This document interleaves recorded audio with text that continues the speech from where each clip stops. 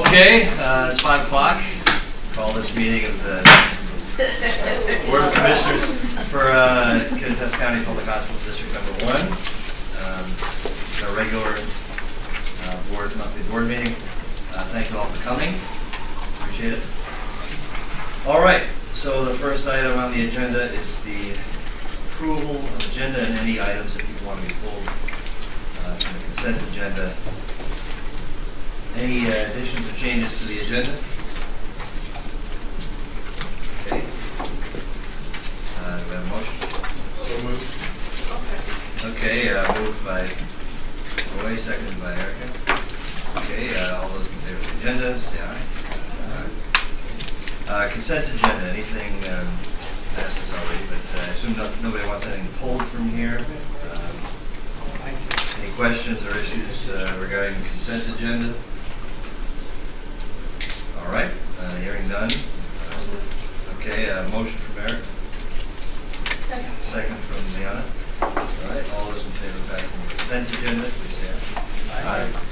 Aye. Before we move on, I just want to mention one thing. You guys noticed there was a report from the foundation in there, and we have a new director, KVH Foundation, who is joining us. There she is, Lauren Denson. Would you like to say a few words? Say hello. Hi everyone, I'm Lauren Denton. I've been here, it's my third week and it's been already right at home. I'm really thrilled for the opportunity to advance healthcare here in Kittitas County and work alongside with our community. So thank you. Oh, welcome, thank you. Good to have you aboard. All right, so the next item on the agenda is a presentation regarding the VAWA Health Initiative. Dr. Blaise Donji and KVH staff. Whenever you're ready, Dr. Donji, welcome to go ahead. Oh wait, hold on, that's not it. I'm trying to get his flash drive to open. And I'm blind. Oh, that one? No, that's too much. Hold on. Hold on. Yeah. Can I just sign on the screen? Okay. Which one do you need? This one? It's thinking.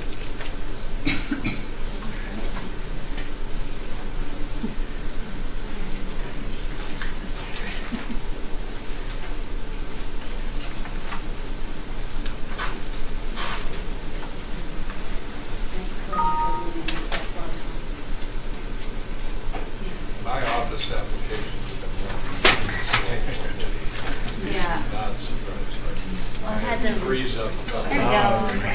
Okay, you want the slideshow? There you go.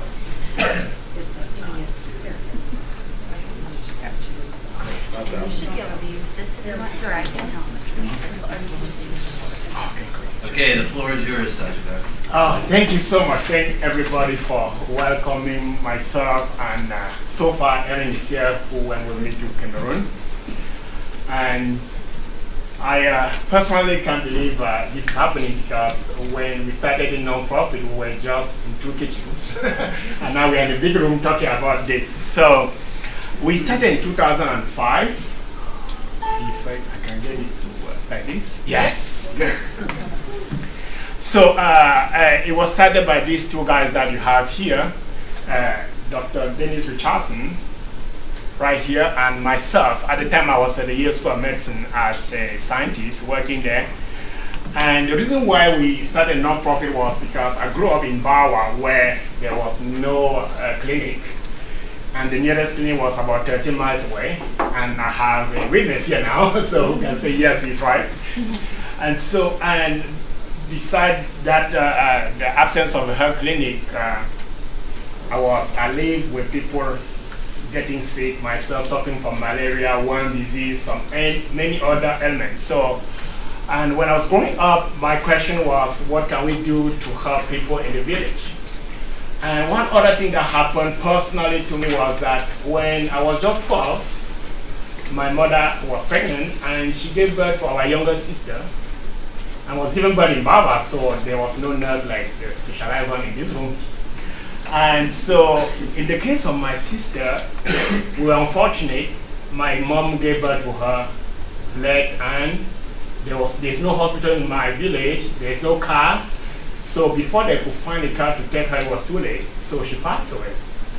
And from that time on, I told myself, this shouldn't be happening. She can die, that's fine, but at least somebody should pay attention, somebody to provide her some health care. So, and that has been driving me, those two things have been driving me, and have been talking to people to see whether I can start a non-profit like this that can change life of people in my village.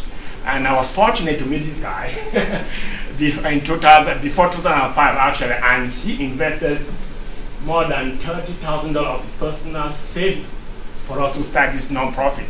With the goal that I have listed here, I don't have to read that to you. And before we move forward, let me just tell you where Cameroon is. Just right here, around the central part of Africa with our neighbor Nigeria, right here. So the equator is somewhere here. So if you go to Cameroon, you want to see the equator, I can take you there. So, and this is our beautiful flag. So quickly to show you about how the house will look like. Generally mud bricks with tin roof for those who have the money. If not, they will have thatch roofs.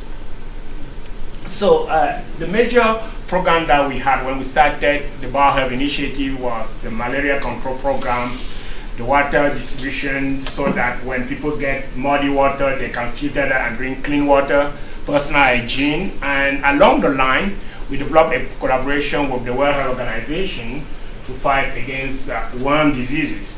And the big goal, a primary health clinic. So why did we start with malaria control program? And this is true for all the sub-Saharan Africa. Based on the World Organization statistics, every 30 seconds you have a child dying from malaria in sub-Saharan Africa. So if you just count how many minutes we've been here, convert that to second, divide by 30, you have an idea of how many children have passed away in sub-Saharan Africa. It's unfortunate. And so we also did a survey in Bawa, which wasn't surprising to me. Dennis wanted a survey. I told him people are sick of malaria, you don't have to do the survey. He said, I'll do it.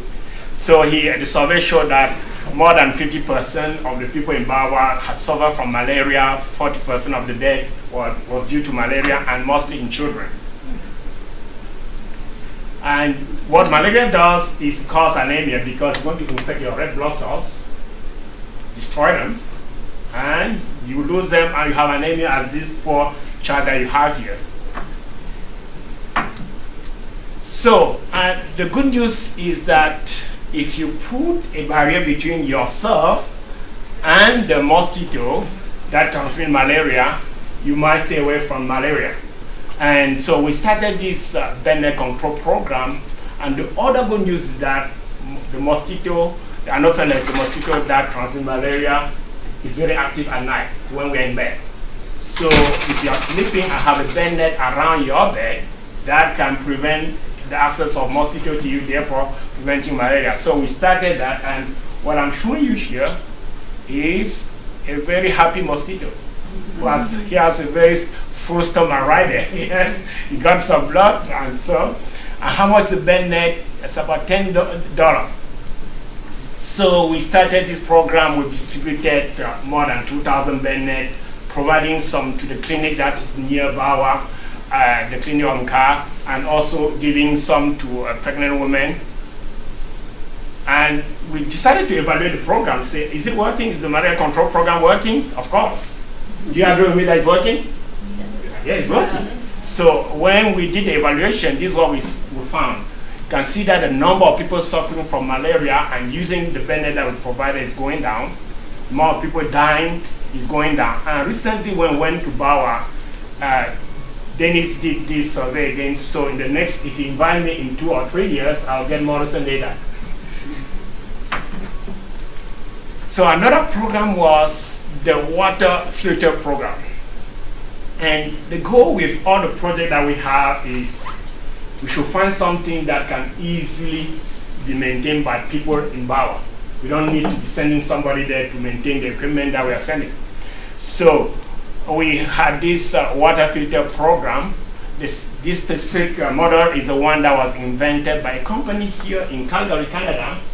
So they came up with this water filter where they can build this reservoir, put layers of sand and rocks at different size. So when you put muddy water there, it can go through and come out as clean as the one we have in our bottle.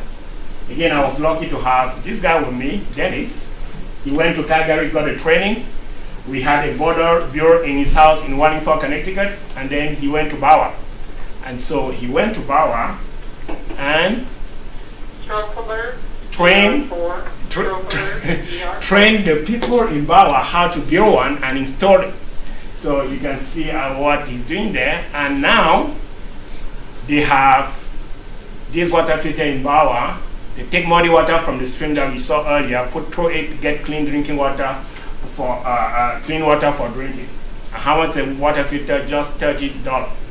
And the good news again here is that we can put this water filter at the center of so many houses so everyone can use it. We don't need to put one per house. So that's very, very efficient. And again, we evaluated the program, and I don't have to convince you that it's working. And how much are we putting in that? $30 per water filter. So the biggest burden of this nonprofit has been this health clinic, and it's been my baby. And I told you why. I told Dennis that if we do this without having a health clinic, I don't think we are going to make the change that I want to see. So I went to Bauer with Dennis in 2005. We had this piece of land, so we have a beautiful plan here. With the plan is in French, but here you can see that this is a hospital, and these are some residences for the nurse and the visitor. So if this is bureau, you come with me. Next time you can live right here, but we have to make the money now. So in 2005, when I went to Bauer with Dennis, the village gave us this piece of land, and you might be surprised. This building, this is where I did my elementary school. It was a Catholic school, and they had this piece of land, and the government came out with the public school that was built. It was cheaper. Everybody went to the public school. They had to close, and we were given this piece of land for our health clinic. And between 2009 and 2010, we got about $50,000 from the Episcopal Church in Connecticut as a grant to get a foundation. And from then, I moved to Ellensburg in 2008, and we've been raising money to continue the project. We got this building in 2014. As you can see, 2016, we were here. Right here, the building is ready to be equipped, staff, and so on. You can see it's taking so much time. From 2005 to 2016, this is where we are. So I traveled. Dennis is not in the room, not Dennis, but Eric Davis, that many of you might know in the room. I was fortunate that we had a mutual friend, and in the name of Brian Stigney, who introduced me to Eric, and Eric said, "Let's go." And so within 2 weeks, we were on the plane. And Eric told me, "You must be a very crazy guy." I said, "Why?" He said, "You know somebody for 2 weeks, and you have him on a plane to your village. Who do you know I am?" I said, "Well, I trust you because I trust Brian. Brian is my good friend." And so he came with me in 2014 and came back. And believe me, the project just changed because Eric came with me. So he went, he assessed the need, equipment, staff need, and so on, came back and said, and took over the project. So now I hear from him. So he tells me what we are doing. And that's the good news. The good news is that Eric tells me this is what we are going to do. So we came back, and Eric went around looking for equipment and supply. And so we've collected, we got this used hospital bed from a surgery center in Olympia. And we've collected cardiac monitor, including some from here, and so many things that we collected. And collecting is a good thing, but sending to Bauer is another thing. Yes. So we needed to sort that and put it in a container. So we sorted everything, put it in a container, and ship it to Bauer. It took a couple of months to get to Bauer, and it got there.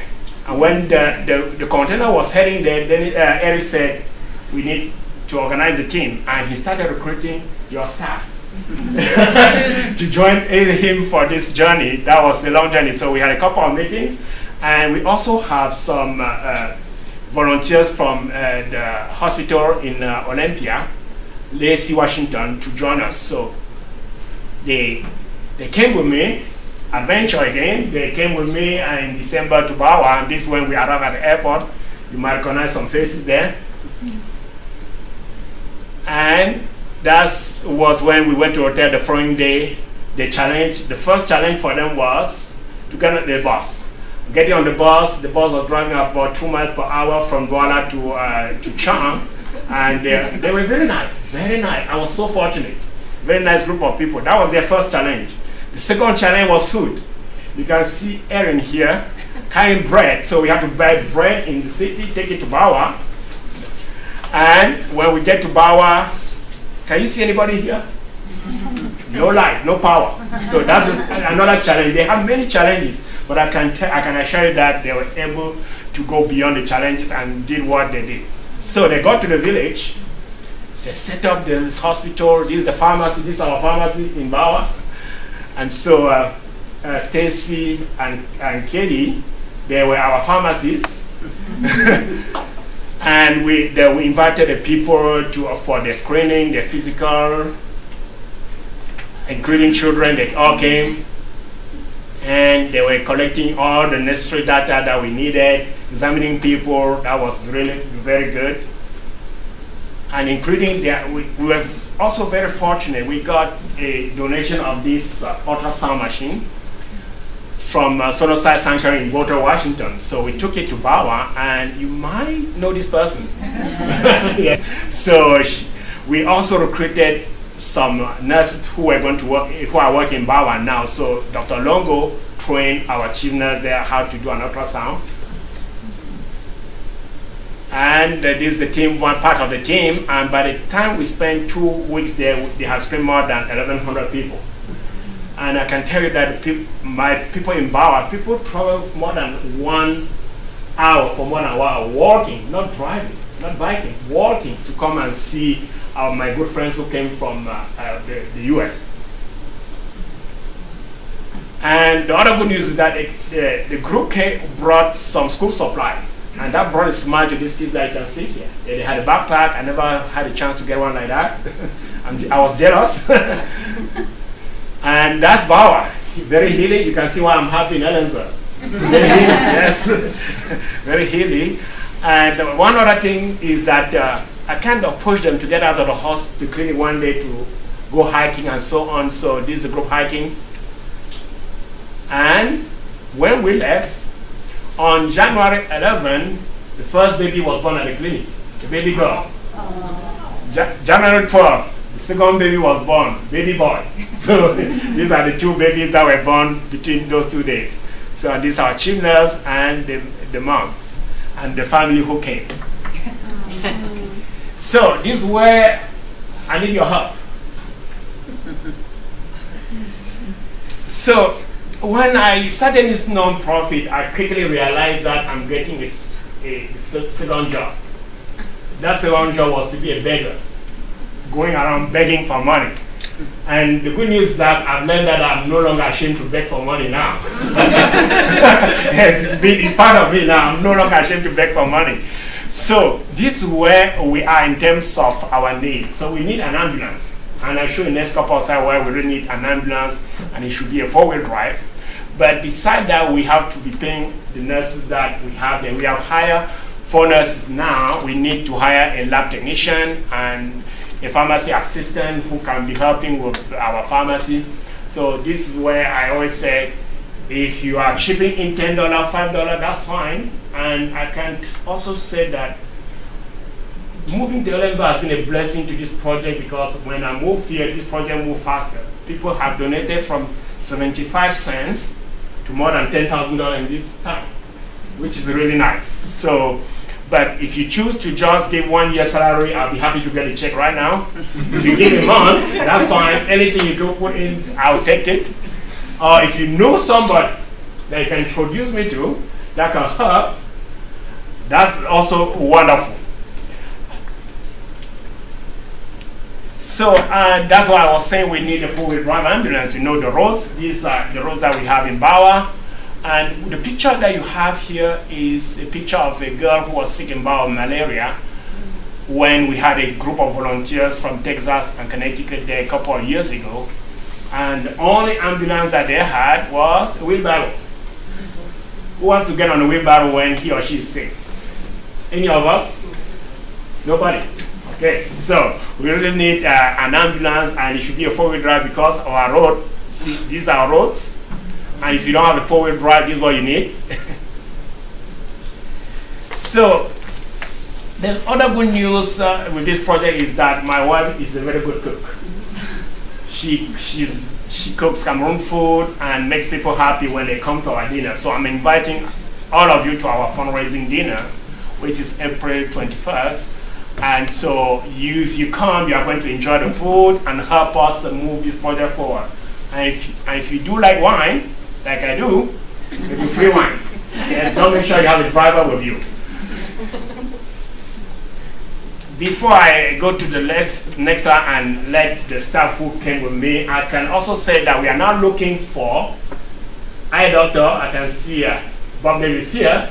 He might be coming. He might be going to Bawa soon. And we need dentists. If you know a dentist who can join Bob in the next trip to Bawa, that would be great. A mission trip, that would be great. We need an eye doctor and some dentists to help with some of the problems that we saw when we were there. And so I will stop here and give the chance to Erin and Stacy, who are here, to share with you the experience in Bawa. Thank you. Well, I want to thank you guys for supporting our directors and supporting us and going there, because it was a fantastic experience for me. Those of you who don't know me, I'm an x-ray tech, so my skills were not particularly needed there, but I've worn a lot of hats over the years. I've been an EMT, a medical assistant, a phlebotomist, and so having the opportunity to use the things that I've learned in school and from my peers was great, and that helps me when I come back here to understand more, why do doctors order this diagnostic exam? What kind of symptoms will that show here? And so I was really appreciative, and you had to do it in a completely different way there because, one, you only had ultrasound. The only blood work we could do was hemoglobins and hematocrits and glucose tests, so we were kind of limited there. So you have to use all these different thinking tools, and they had me taking vitals and triaging, and it was great to think outside my usual realm for what could possibly be needed and how we could possibly help them. So I appreciate the opportunity. I think it helped me grow as a person, definitely, and as a more skilled worker here. Hear it. My name is Stacy Botten. I'm the Family Birthing Center Director, Family Birth Place Director. Would you mind standing up, please? Well, of course I would. So my name is Stacy Botten. I'm the Family Birthing Place Director.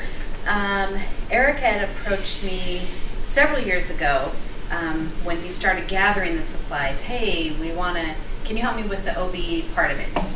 Protocols, what meds might we need, and so on. And I said, sure, absolutely. So we started some of that work, and then as it got closer, he said, well, why don't you just come? Oh, okay. And it was kind of blast me, because when we knew we were going to go, we were going to go. So I said to Vicki, what do you think about me going to Africa right in the middle of prepping for Cerner? And she said, this is where you need to go. So I did, and I appreciate that a lot. It was a really amazing experience, and it really allowed me to appreciate what we have in the States for ourselves as the caregivers, all the resources that we have that we can give to our patients, that the staff and the nurses there, they don't have those things at their fingertips. It also made me appreciate what I have as the person receiving that care. We were able to, Eric and I and Jeff Scherer, we went a week before everyone else, and we were able to tour a hospital in the bigger city of Douala, and wow. Again, we are very, very fortunate here. And we were there a week early so that we could set up the clinic and prepare it for the rest of the team to get there. So we had a little taste of bureaucracy, I guess.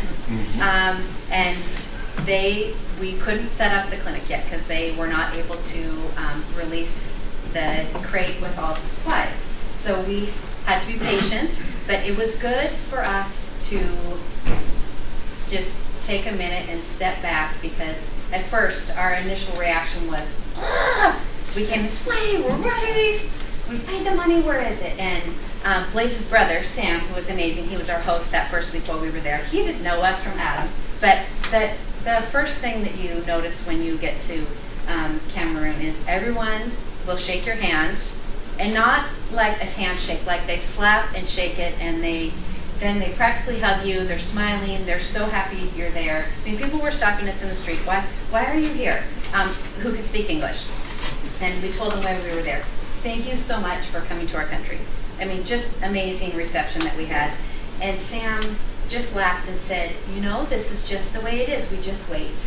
We just wait. We don't worry about it. It'll be fine. And so we just had to take that on as well. And we just carried that through the rest of the time and had an opportunity to meet amazing people and get the clinic started so it can continue. And I think we were really lucky to have the team that we had. I mean, like Blake said, we were able to process, see, assess over 1,000 people in 2 weeks. It's a lot of humans to lay your hands on. And there are a lot of really amazing things that are keeping the folks in Bawa healthy. They are walking all those miles, right? Yes. They are eating amazing plant-based diet. They're not eating all of the garbage that we eat because they don't have it available to them, right? But on the other hand, they do have some real health problems that they aren't able to manage because they don't have the resources. And so this clinic is an opportunity for that, and especially for things that are going to be happening on a regular basis, like the childbirth. Those women need to have the emergency resources available to them, because when you start bleeding, you don't have an hour by rocky road to get somewhere before you bleed to death. So it's an amazing thing that they have that opportunity there. And I was very lucky to be a part of that. And I also am proud that the first patient who had an actual stay in the clinic. So, yes, I was. So, you know, I got to come home with that experience as well. So, which was amazing. So, yeah, all of my coworkers took really good care of me. So, yes. But yeah, we're very lucky to have gone, and I can't wait to go again. Yeah. Does anyone have any questions for us at all? Any questions for Dr. Dodgy? When is again? When did you say you're going? So, Blaze, are you going in? I'll let Blaze answer that. In June, yeah, we have, hopefully, Dr. Ambient is going. And in December, we go again. I will be there in December. Yeah. Vicky, I'd like to be off in December. Yeah, right? Yeah. Yeah. So if we know of somebody who might be a good candidate to provide services there, is there an email address we should offer them, or what's the best way? Yeah, that would be, or you can send the person to me or Eric Davis, if you have Eric Davis' email. Yeah, because he is running this, so, and which is good news for me. I don't have to do a lot. So what existing is there healthcare coverage is there? I mean, I'm sure the country probably says they have a nationalized healthcare if you can get access to the bigger hospitals. But is there, like, you just, I mean, correct me if I'm wrong, but isn't the scenario if you are able to pay for the services, you can get services? Yes. It's we don't for service. We don't have health insurance that we do here. We don't have Medicaid, we don't have Medicare, and so on. Yeah. You have to pay for your. Do they have like health promoters, like regional, that kind of screen people, or kind of like, hey? this is someone that they can turn to if there's. Once in a while, you have people coming like the ship that you guys have. The Mercy ship? The Mercy ship Oh, was yes, there. yes, yes. It's still there, I think so. Yes, The Mercy ship is in Douala, for example, now doing a lot of eye surgery and so on. but and it's even in those scenarios, they send out a pre-team that looks for those who have sought care and haven't been able to receive the higher level of care that they need. And then they schedule it out before they even get there. So if you weren't on the pre-schedule a year in advance and you knock on the door, they won't be able to help you. So that's the reality of that. Yeah. How big is Bawa? Bawa is up between 300 and 500 people, but the clinic is not only Bawa. As I was telling you, people came from actually the English-speaking area of Cameroon there, so that's more than 1 hour walk. So it can serve more than between 5 to 10,000 people if we get this clinic well equipped. So within 2 weeks, we had more than 1,000 people coming. Yeah, so, yeah. Yes? If you wish to make a donation but can't attend the dinner, how do you do that? I think I have the address. It might be too tiny for you to see. It's the same address on the. Yeah, this address. Connecticut, just send a donation there. Yes, and put a note there, clinic, so that we direct the money to the clinic, not to other projects like the Bennett. Okay. Yes, thank you. Other questions? It's amazing. Good job. Thank you. Thank you very much. Thanks, and I definitely thank you for letting the staff come with me. And again, they were amazing. They didn't complain of anything. Maybe they complained behind my back. I didn't see, but I didn't see any complaints. So they were amazing. Thank you so much. Great. Things Thank that you. went wrong we laughed about. We didn't complain about them. No, nothing like that. Thank you. Okay. Next agenda item is time for public comments and announcements. If you have a comment, please say your name and your address, and then try to keep your comment to 3 to 5 minutes. Is there anyone who would like to make a public comment? Go ahead. Kevin Martin, 210 Sampson, Ellensburg. I just wanted to take one more opportunity to acknowledge the end of an era with Dr. Solberg's retirement after 39 years in the community.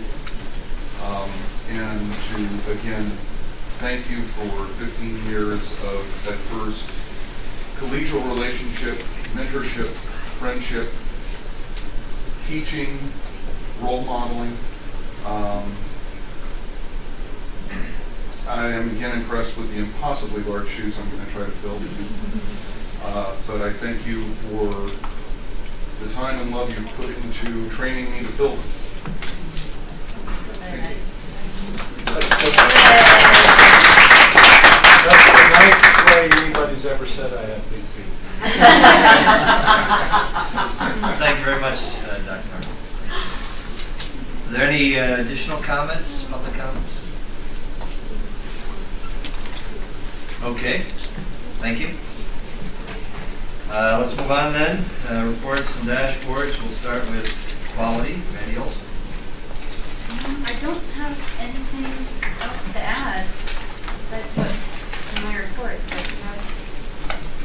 There were some notable things in the report, very positive things. 3 months without a hospital acquired infection. That was amazing. Yes. 100% performance for sepsis in January. Well, yeah, and then for 8 months in a row. Excellent. I know that those are 2 things that you guys have put a lot of attention and time into, and so it's really, really heartening to see that that effort is paying off. Any questions or comments from me?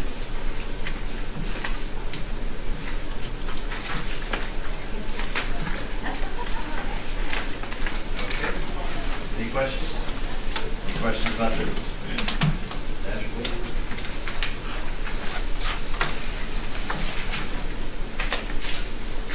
want to let you off easy tonight? You know, commandeered the part of the meeting last time, so I could take a break. She had a bad time.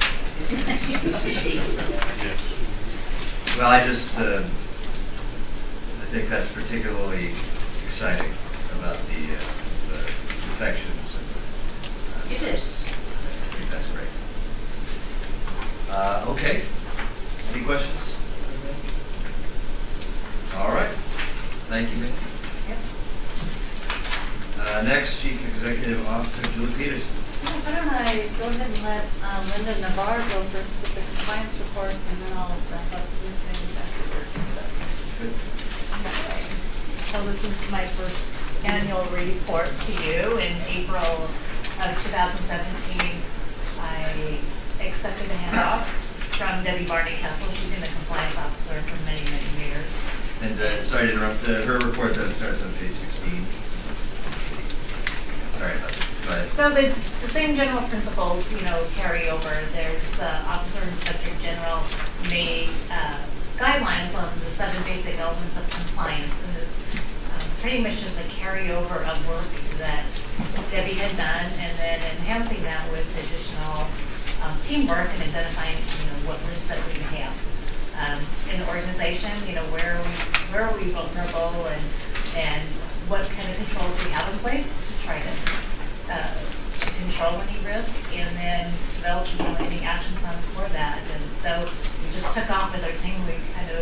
We enlarged our committee, so we had a very good representation of all the especially areas related to the organization, so that they can provide the support and knowledge to follow up on these actions, and then as well as making sure that employees are educated. And that's one of the number one things that they recommend, is ensuring that all your staff are well educated on what is their role. Everyone has a role of ensuring that we are following the rules and regulations, especially things when you're looking at Privacy Act. Are we appropriately securing information, whether it's from the IT side or just from the face-to-face encounters that we have with patients. So there's a work plan attached to that, and that's a starting point for 2018. It's not comprehensive of every activity that we're doing, but it's just giving you a high-level view of some of the focus areas. And then we will be providing an update in September on where we're at, anything new that we identified, and any further follow-up activities for that. I noticed in here, it is a best practice to have a hotline and Yes. a direct email address to the compliance. Do you ever find that compliance issues are reported in other ways, like through bird reports or things like that? They are. There's multiple avenues, whether they're walking into our office with any concerns, coming through the incident reporting system, everything through the billing departments to HR. It's just pretty varied, which is good to see that they aren't relying on one avenue of trying to report their concerns. We did have a few community members who misinterpreted the phone number on the website, and they were actually trying to reach the quality department, about patient concerns. And it makes it nice, actually, when we're all kind of in the same office, and we can just take it and process it through the appropriate channels to ensure that we're really getting to determining what their needs are. Right, so some of the stuff comes there, and you just redirect them, and if they're reported another way and they should go to compliance, you just redirect them. Yes. Are there questions or comments? I just want to comment that the layout here makes my brain happy. It's very easy to understand. Oh, that's good. So thank you for that. It was a little bit had more of an educational element, I think, to it, as far as kind of pulling through what those elements are, and maybe related to what we currently have in place. So, in the future, maybe that depth of the report may be not necessary, because we've been here longer. But I appreciate that. So you have the, sorry, I didn't mean to interrupt. you have the annual education, and so that's done through an online module of some kind, I take it. But then you also have the face-to-face. Right, the face-to-face encounter is really the most optimal. When we have our staff education fair in April, we have it here as well as in Cleon too. It gives us a chance to have more interactions with staff and answering any questions. They have the opportunity to review the code of conduct and review the policies, but that can be kind of overwhelming expectation for them to reviewing them every year in detail, and may be a challenge for some of them to actually really thoroughly look at it. So this way, it's more of those day-to-day questions that they have related to their specific departments. And that's where I think the privacy officer has a really good plan of getting out to those department areas, saying, these are the key regulations that you need to be aware of, and this is how it relates to the work that you do. And where do you find that, where are the challenges with that? And what are some good examples of how it can be enforced and how it could break down, so we could try to do those fixes in there. So. Yeah, it's good to supplement the the online learning with the face-to-face booth. I'm wondering what is hospital policy right now on sort of the requirement to take the online module? I see that the participation you had was 89%, but obviously we'd all like 100%. I didn't notice this, but you talked about increasing participation. What's the plan for increasing participation?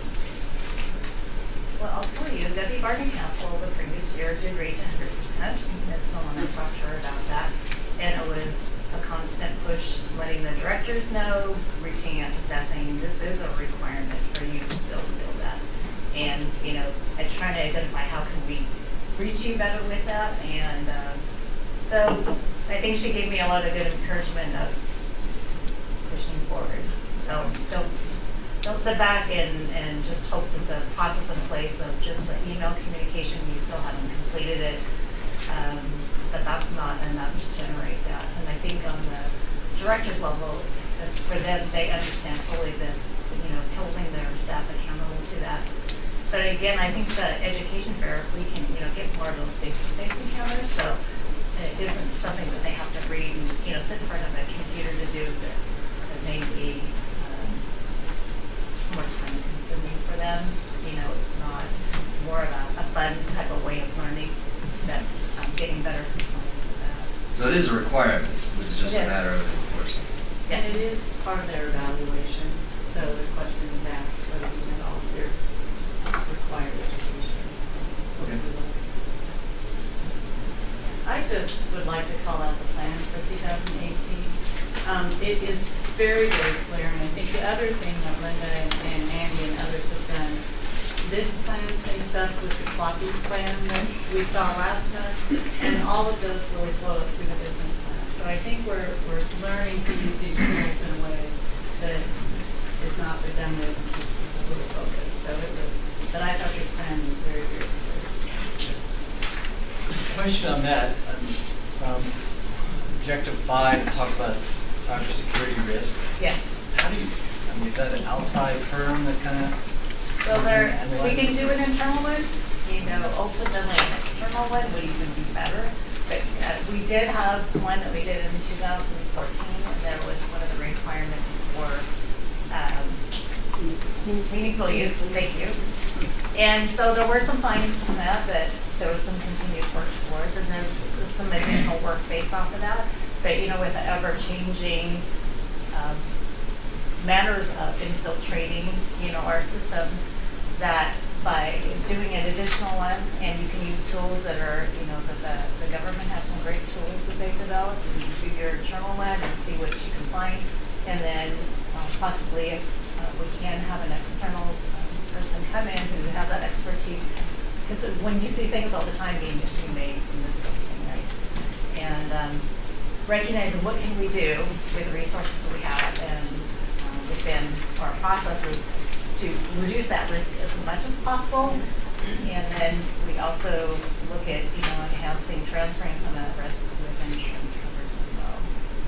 but it's quite the hot topic because it's an ever-changing challenge to see what the newest way for them to try to reach that. Is there a module in Cerner that will address issues of cybersecurity, or is it something integrated throughout the software system? I think it's implied into the architecture of the system. But that being said, we do have disaster recovery plans that once we figure out what's going on, we make sure those are in place. And then regardless of what Cerner sells us and what we buy, the onus is still on us, the responsibility is still ours to make sure that our data is secure. So we wouldn't, that was a big part of selecting a system, and they go through and tell us what their security looks like, but again, we need to confirm that. And do you have to enhance your firewall in order to accommodate that? If that's what, if that's what the surveyor said it would show us. And there's a lot of things, even, devices that we utilize for patient care and all those connections in place. There's these constant updates to that software, these patches that they put in place. And so that's an ongoing process that our IT department continues with.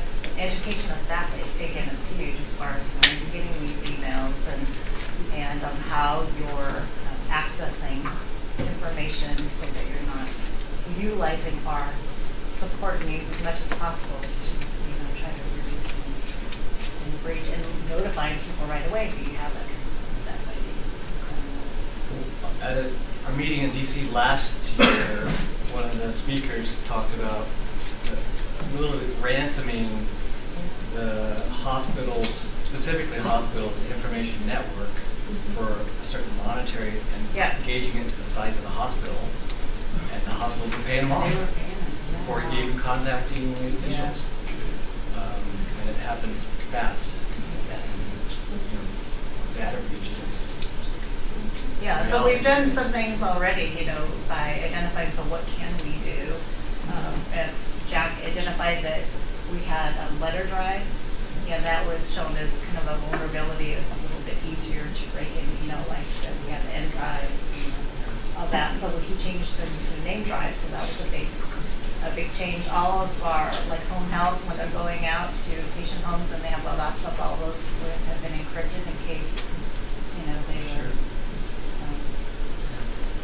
just, stolen or, they get in a car wreck and they fly out. And we're able to remotely wipe any of those devices also if they are low. As well as backup of information too. Quality covers a lot. Yeah. Manny has a big job all over that. The compliance in itself, like I said, it's organization-wide. It takes everyone to team up to, alert those who can manage the situations and having good plans in place. Thank you. So I'm looking forward to whoever's going to fulfill the role of being on the compliance committee. We meet once a month on a Thursday. We'll have to look at that. Exciting.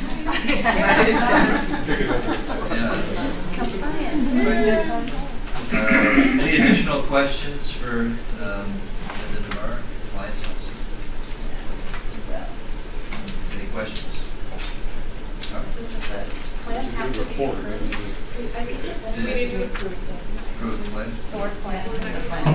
I'll make a motion we approve. All right. Erica made a motion, Bob seconds. Any further discussion? Okay, all those in favor of the plan, compliance plan, please say aye. Aye. Unanimous? Thank you, Lynn. Appreciate it. All right, Julie. All right, I was kind of wordy in my written report this month, so I don't have a lot to add, but I did want to thank everybody for last night's provider dinner. It was really, really a great event. And Michelle and Bree just worked tirelessly to pull that off, and Lisa and Mitch helped with that, so I really do appreciate it. And we get a lot of positive comments from providers about that. I think that's something that we're really starting to look forward to. I did have one comment from a provider who attended who said the acoustics weren't very good and that you couldn't hear the commentary in the video, the 2 speakers or 2 or 3 speakers. Maybe we can work on that for next year. I think that comment's kind because the acoustics are worse than just not good. So I think we've decided that that's probably not the venue. We also like people to be, I think we had 120-some folks there. Right, yeah. So we like people to really be able to mingle around, and that's getting a little tight, so that's a good problem to have. But yeah, we rolled the dice last year. The acoustics were equally poor, so we rolled the dice hoping it would be better. But I think we'll end up in a different place. But it was fun. Let me see here. You had some news about the Radio Hill annex. I did, Back. yeah, and I had an opportunity today, and Kevin and I were in Yakima and had an opportunity to meet Jody Daly, who's the new CEO of Comprehensive Healthcare. And Comprehensive is that Washington's in transition right now, but historically behavioral health has been set up in what's called RSNs, or regional service areas. And Comprehensive, what used to be mental health, has always their crisis response. They really are sort of the gatekeeper for behavioral health. And Jody is new to the area with Rick Weaver for a very long time. He transitioned out at the beginning of the year, but had an opportunity to talk about some of the initiatives here, like the Kittitas County Health Network. CWU was there with us. We had Mike Maples from Community Health. So it was a really good group of people to sit down and meet with her. She's, fresh eyes and a fresh approach to it. So she doesn't understand the ACH either. So it was a good opportunity to get together and talk about that. The foundation met yesterday, and I know there were some, or a couple days ago, and I know there were some questions about Top 100. I've had a chance to meet with Jim Daly, and I will be writing the foundation and also following up and attending the next meeting to talk about that. I did want to follow up. I had mentioned that Astria Health was talking with Snoqualmie about affiliation, and Snoqualmie is a new hospital. It's Public Hospital District, King County Public Hospital District number 4, and those talks have ended, so there will be no affiliation between Snoqualmie and Astria. So Snoqualmie is back to the drawing board for partners sometime.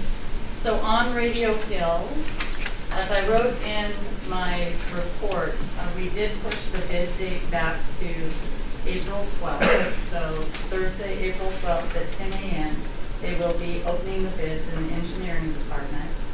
What we would like to do, and you'll hear from Libby later, that she's looking for a special meeting in April as well to move the bond financing initiative along. We'd like to know if we would be able to schedule a special meeting on April 19th to accept the apparent low bidder on the Radio Hill project, and then also to do the bond work that Libby's engaged in.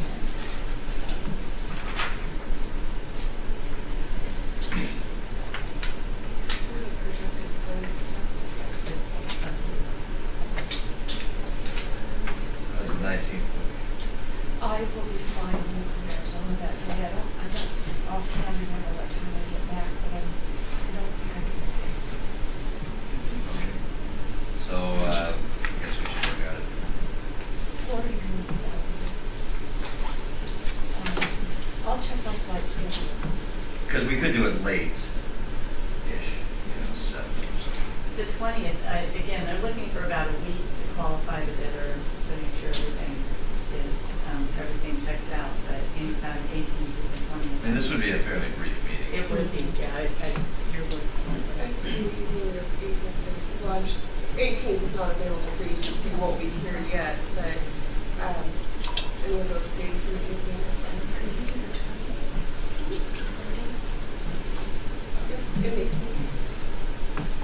All right, so, Roy, let's I'm checking my calendar. 20th.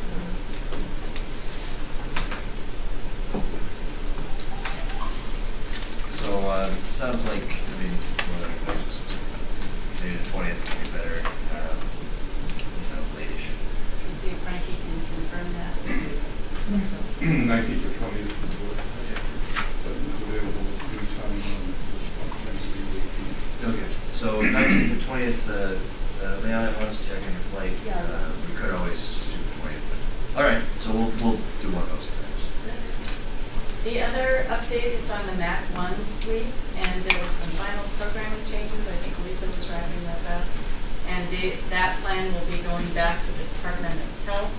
And Randy is hoping that we will have a resolution to proceed to bid at the April 26th meeting. So I'll get the numbers out to you in the meantime so you know what the budget looks like for that. But hopefully we'll keep that on track so we can keep all these dominoes falling in order.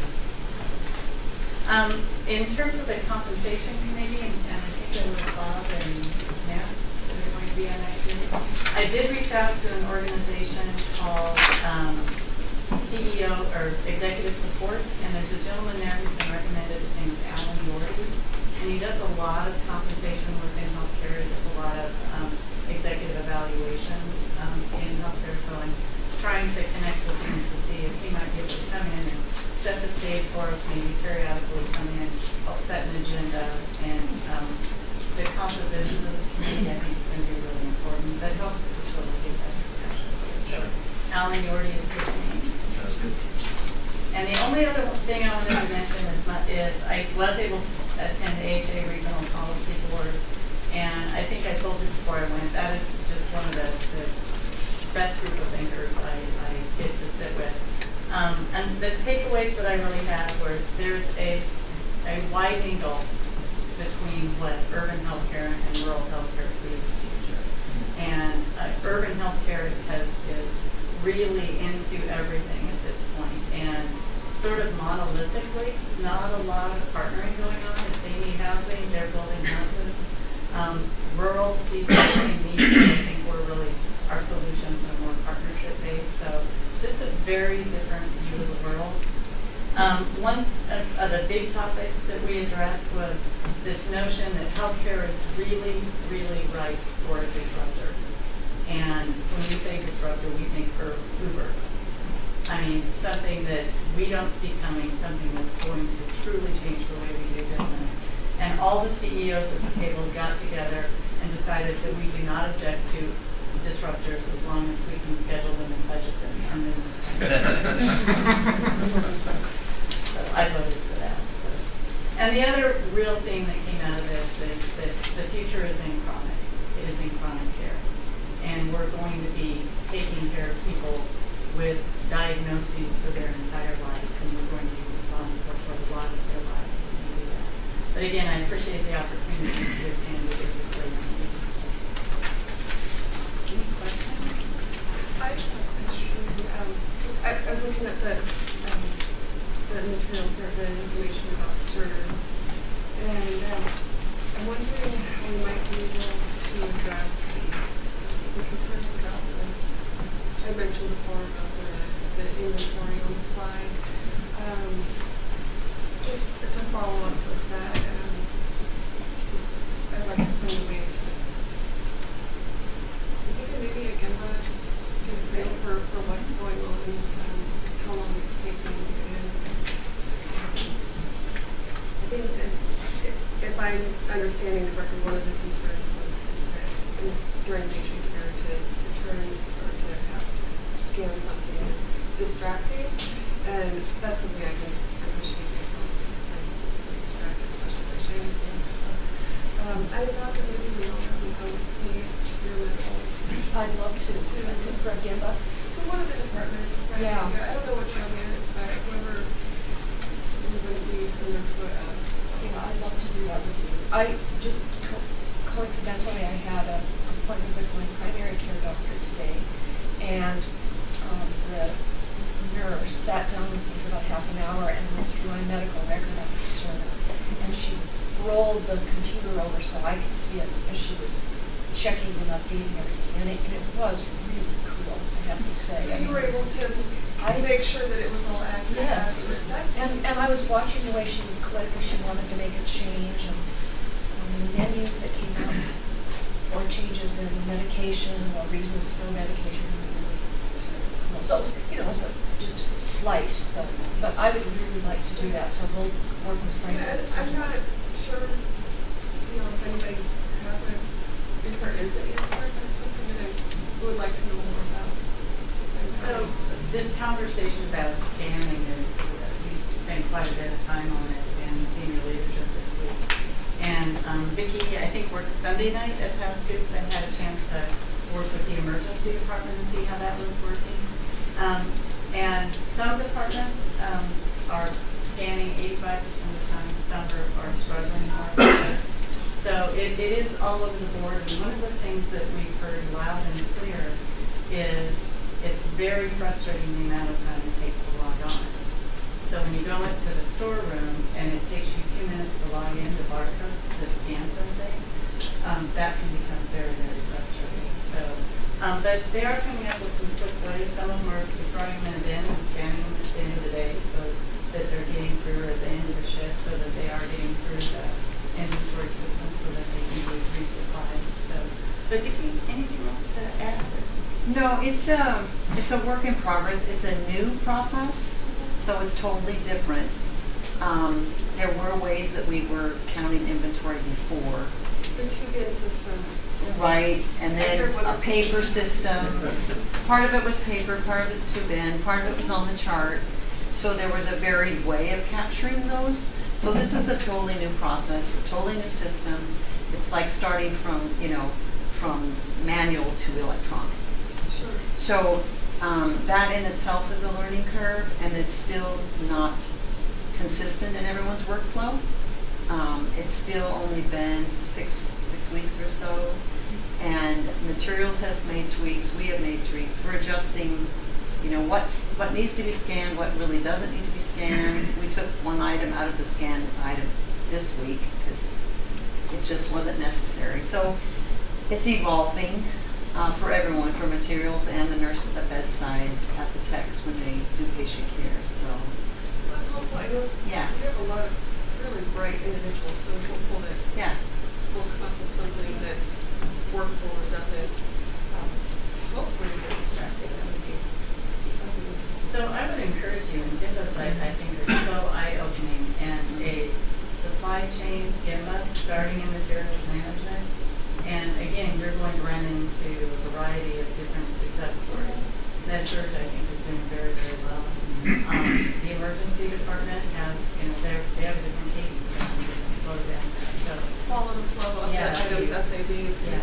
So I think you'll find supply all the way down to the end use. I know that, with the problems that we have, how much of it is training that employees need to do, how much of it is stuff that we can fix within the system, and how much of it is stuff that Cerner has to fix?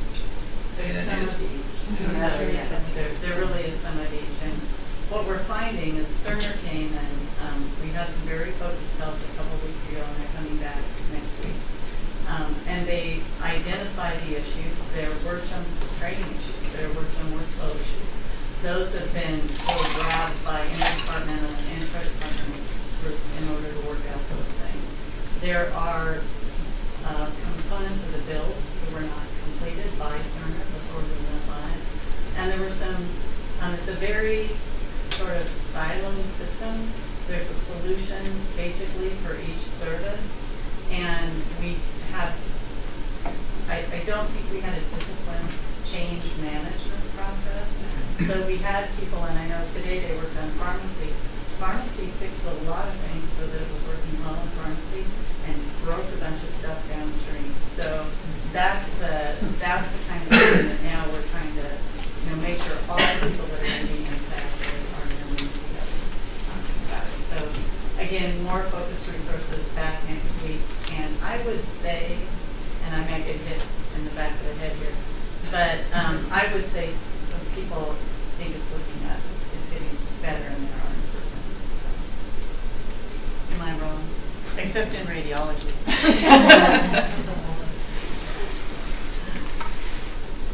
Okay. Other questions for Jim? So as far as Dr. Cerner, we're still kind of not full speed as far as schedules. I think it's getting there. Carrie, what's your? Yeah, we're probably about 70-75% with our schedules. We just sending out an invite tonight to do a Cerner Problem Fighter Solution Night. This is on Dr. Martin's suggestion of open mic night, I think is what you had called it. So we jazzed up the title just a little bit to once a week have just some training sessions where the providers can get together and discuss what issues they're having and what things that they've already found and discovered themselves, and then can pass it on to other providers. When is that meeting? That's next Wednesday evening. And that's a weekly thing for the foreseeable future? Yes. So as issues arise, they can. Yep.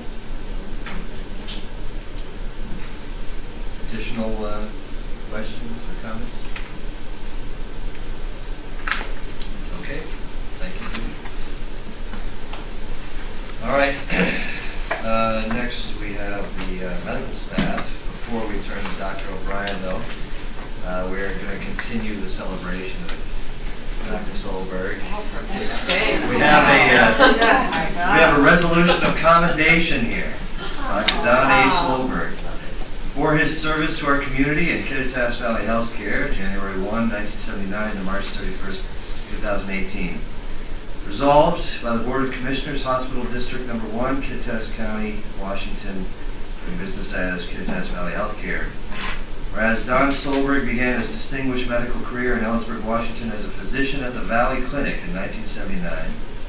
And whereas in 2009 he helped facilitate the transition of Valley Clinic to KVH Family Medicine Ellensburg. And whereas after providing exemplary patient care for 37 years, retired from clinical practice in 2016. And whereas in July 2016 became only the second Chief Medical Officer of Kittitas Valley Healthcare. And whereas Dr. Don Solberg retired from Kittitas Valley Healthcare on March 31st, 2018 after 39 years of commendable dedication to the patients of Kittitas County. Now therefore this board does hereby recognize Dr. Don A. Solberg as exemplifying all that is best about family medicine and the medical profession. It is with extreme gratitude that Kittitas Valley Healthcare gives special thanks to Don for his professionalism, dedication to patients and this community, and his everyday acts of kindness to the members of the Kittitas Valley Healthcare family. Adopted this 29th day of March 2018, and it's signed by the members of the board and by Julie Peterson. So thank you very much.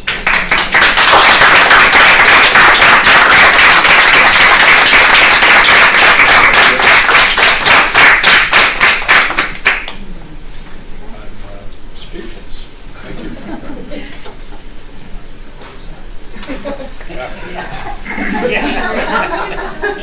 Well, thank you very much, Dr. Solberg, for all the work you've done, and I know that you've made our jobs on the board a whole lot easier. It's been great to work with you. And I want to add that when we had the difficult transition of new leadership in the hospital a couple of years ago, your graciousness, your openness to the big change, your receptiveness to the new director made a huge difference in this institution. You were just a model of graciousness. And since I was the president of the board and had to engineer a lot of that at the time, it meant more than I can ever say to me and to my fellow board members and other members of this community. Thank you so much. Thank you. Okay, well, this is going to be anticlimactic. After the celebration, we have to go to more just sort of business. I'm used to when we celebrate you, Dr. Solberg, that we have wine and food and conversation, but alas, like the rest of the meeting. Okay. So, Chief of Staff, Dr. O'Brien. Yes, the Medical Executive Committee has reviewed these applications of these 4 initial appointments and 4 reappointments, 5 reappointments that you have a list of. And I'll go through these, who they are, just so everyone knows. Ada Chung is an orthopedic surgeon working mostly on the west side, and she's going to be coming here to work in our Kittitas Valley Orthopedics office part-time. She has an excellent background and record. Christine Ward is a nurse practitioner at Ellensburg Peds, who is already working under a temporary privilege. Reese Hosey is a Kittitas Valley Orthopedics as well as a PA, a new PA there. Charles Weston is under direct radiology or remote radiology. Those four have all good clean records for the most part. There's no concerns. Richard Rue is Orthopedics Northwest in Yakima. He doesn't do surgery here, but he continues to stay on our staff as an associate medical. Andrew Pete works in our emergency department. Kristen Grubb is another direct radiology, reading remote radiology.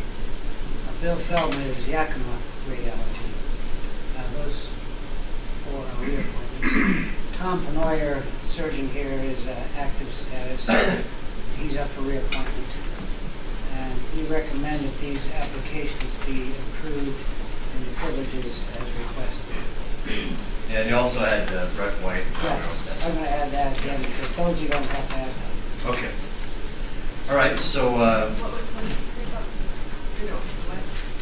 back on those, there were a couple of... Pretend you didn't hear addings. I take it back. All right. Stop at those 9 and discuss questions or whatever. Yeah, any questions about, for Dr. O'Brien regarding these 9 people? I'd like to report that I attended the MEC meeting, and I felt that the discussion around the credentialing process was much more substantial than it's been. Impressed with the fact that we spent a fair amount of time going over everyone carefully.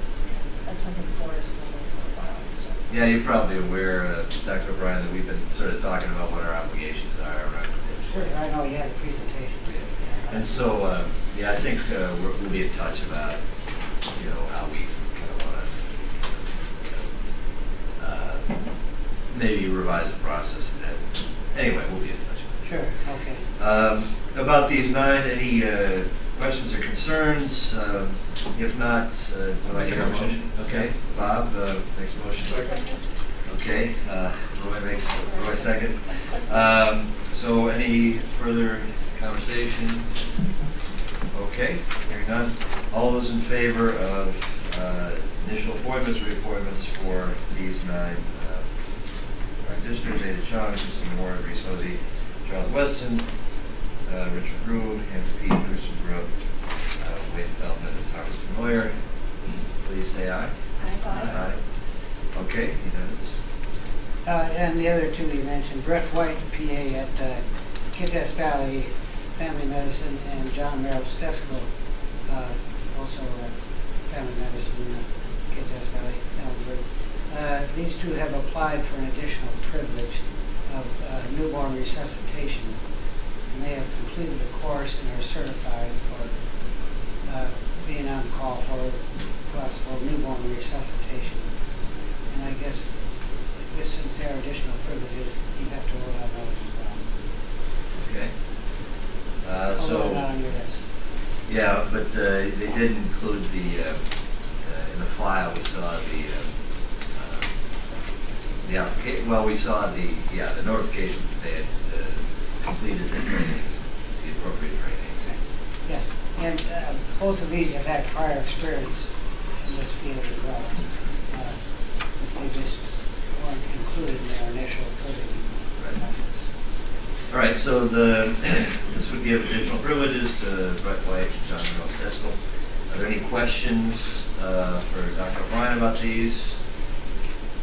Both of these applicants were pretty thoroughly vetted at the MEC meeting.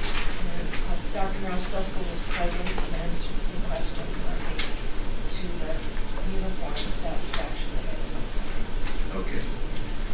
Would you like to make a motion then? Yes, I move that the board approve the additional privileges for Brett White and John Merrill Stesko.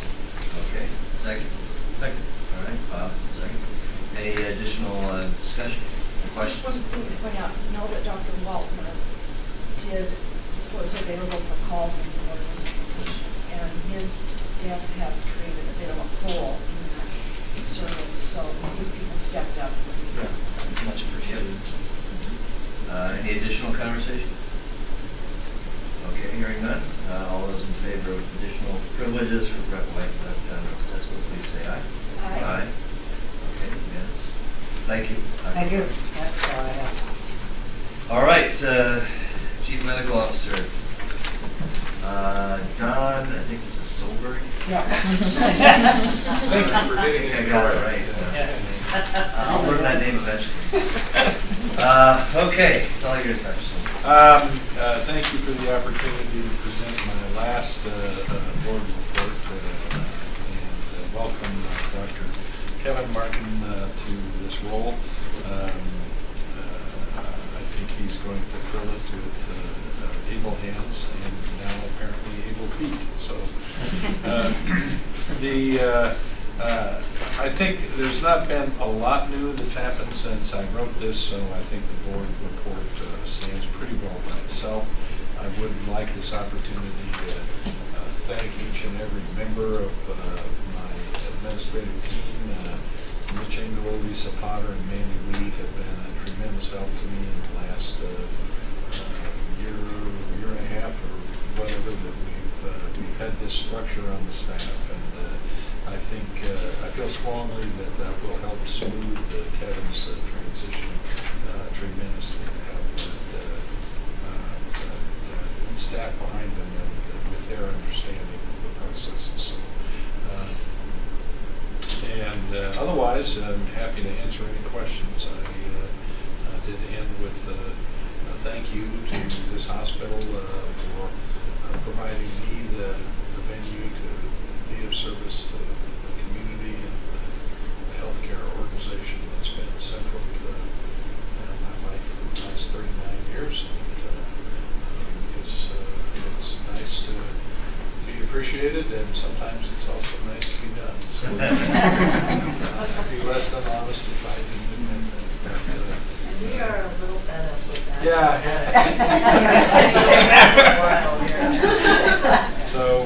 So anyway, thank you, and if I can be of service in the future. Well, we should grill him or something so that he really enjoys going into retirement. So does anybody want to give him a hard time? Ask him really tough questions. Well, I've criticized him a lot for retiring at such a young age. Are there any questions or about the CMO report?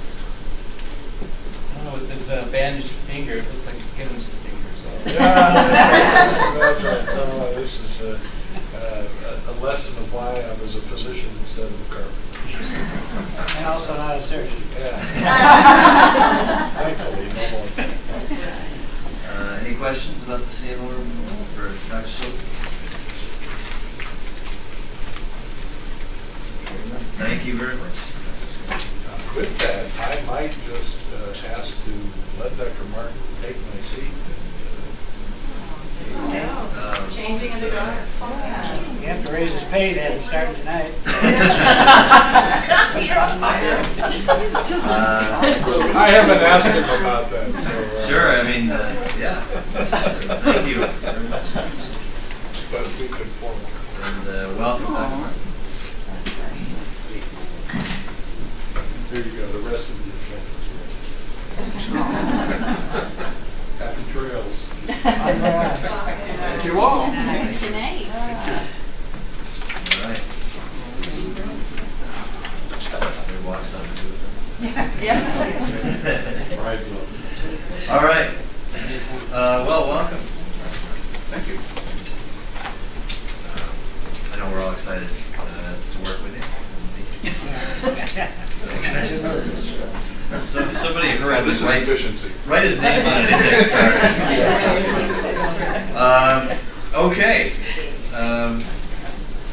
Well, time to move on then to the finance report from our CFO, Gail. Thank you. First of all, thank you for allowing us to get this report to you a bit late with the implementation of CERN. So wanting to make sure that what we were publishing was as accurate as it could be. And as you know, a system is complex. All of it drives the financials. All of it ends up in the financials, and so we have some challenges. I have quite a bit of detail in my operations report, and I'm happy to answer any questions, but I do have a couple things I wanted to point out as well. One thing not indicated in my report was you probably noticed that other operating revenue was significantly above budget. And there were two things driving that. One was we did receive a payment from Medicaid for an EHR incentive, and that was $130,000. We wouldn't have necessarily budgeted for that because that can be a little bit hit or miss. And then also, as I think discussed in this with you before, is we had some timing issues with our reimbursement on the 340B program, and we got quite a bolus of funds coming through. Last month we had $190,000 come through in the month of February, and typically, I think we budgeted about $73,000, so that was a fairly large variance there as well. The second thing I wanted to address was the debt issue that we talked about before. We were talking about refinancing the purchase of the KBH MAC building. As you recall, we purchased that building with cash, and now that we've got the implementation, I think we've been telling you for months to expect a disruption in cash, in order because of billing delays and payment delays, etc. So we were working with Piper Jaffray. They sent out an RFP in February. The responses were due March 16th.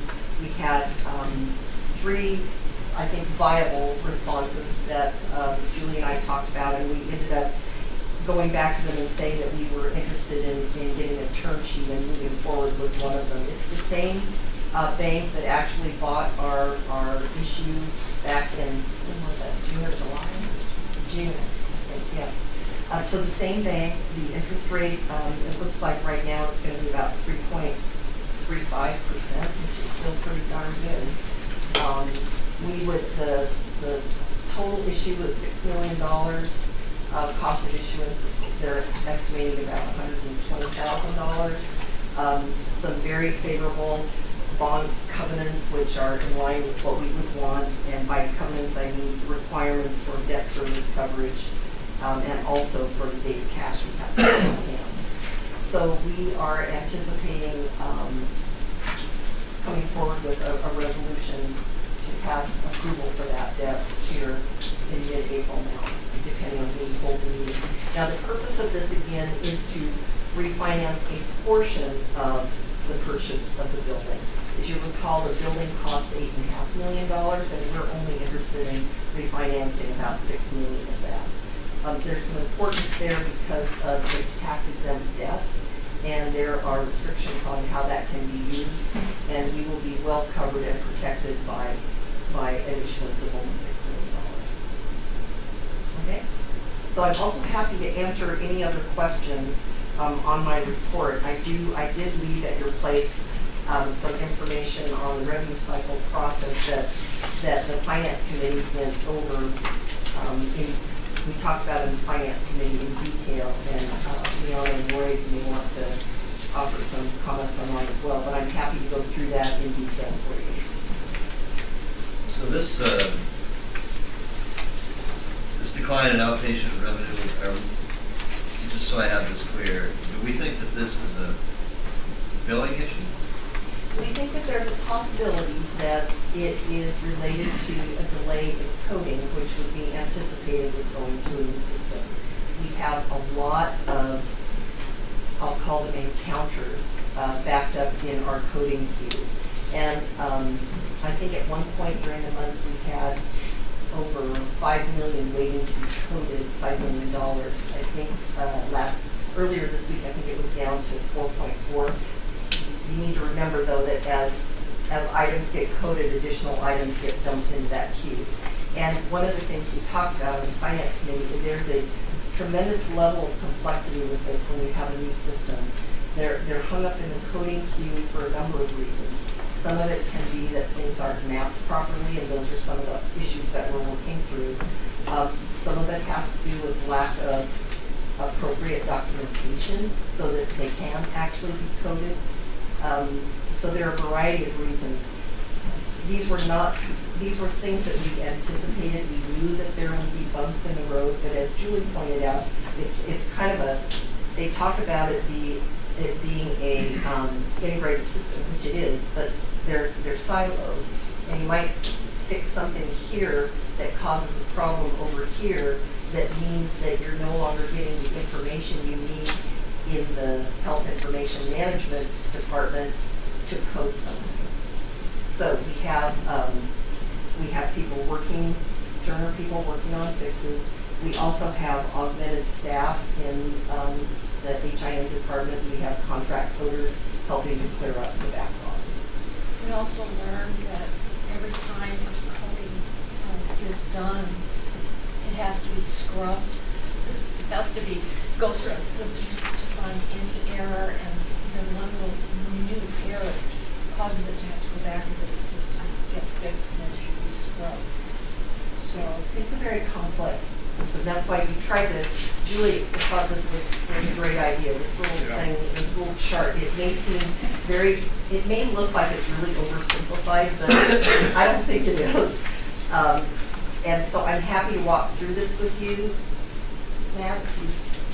Oh, you'd like. no, I get it. Okay.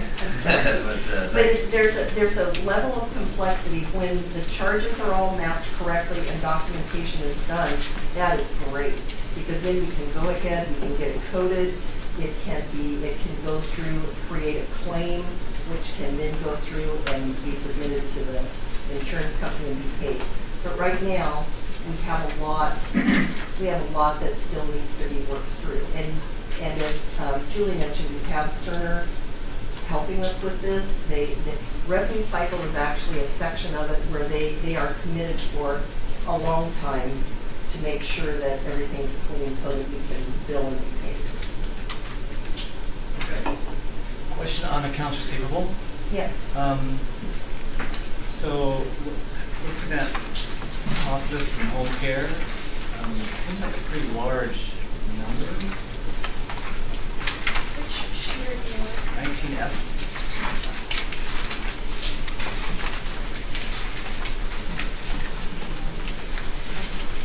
Up 71 days or Yeah. 71. Yeah, and the amount.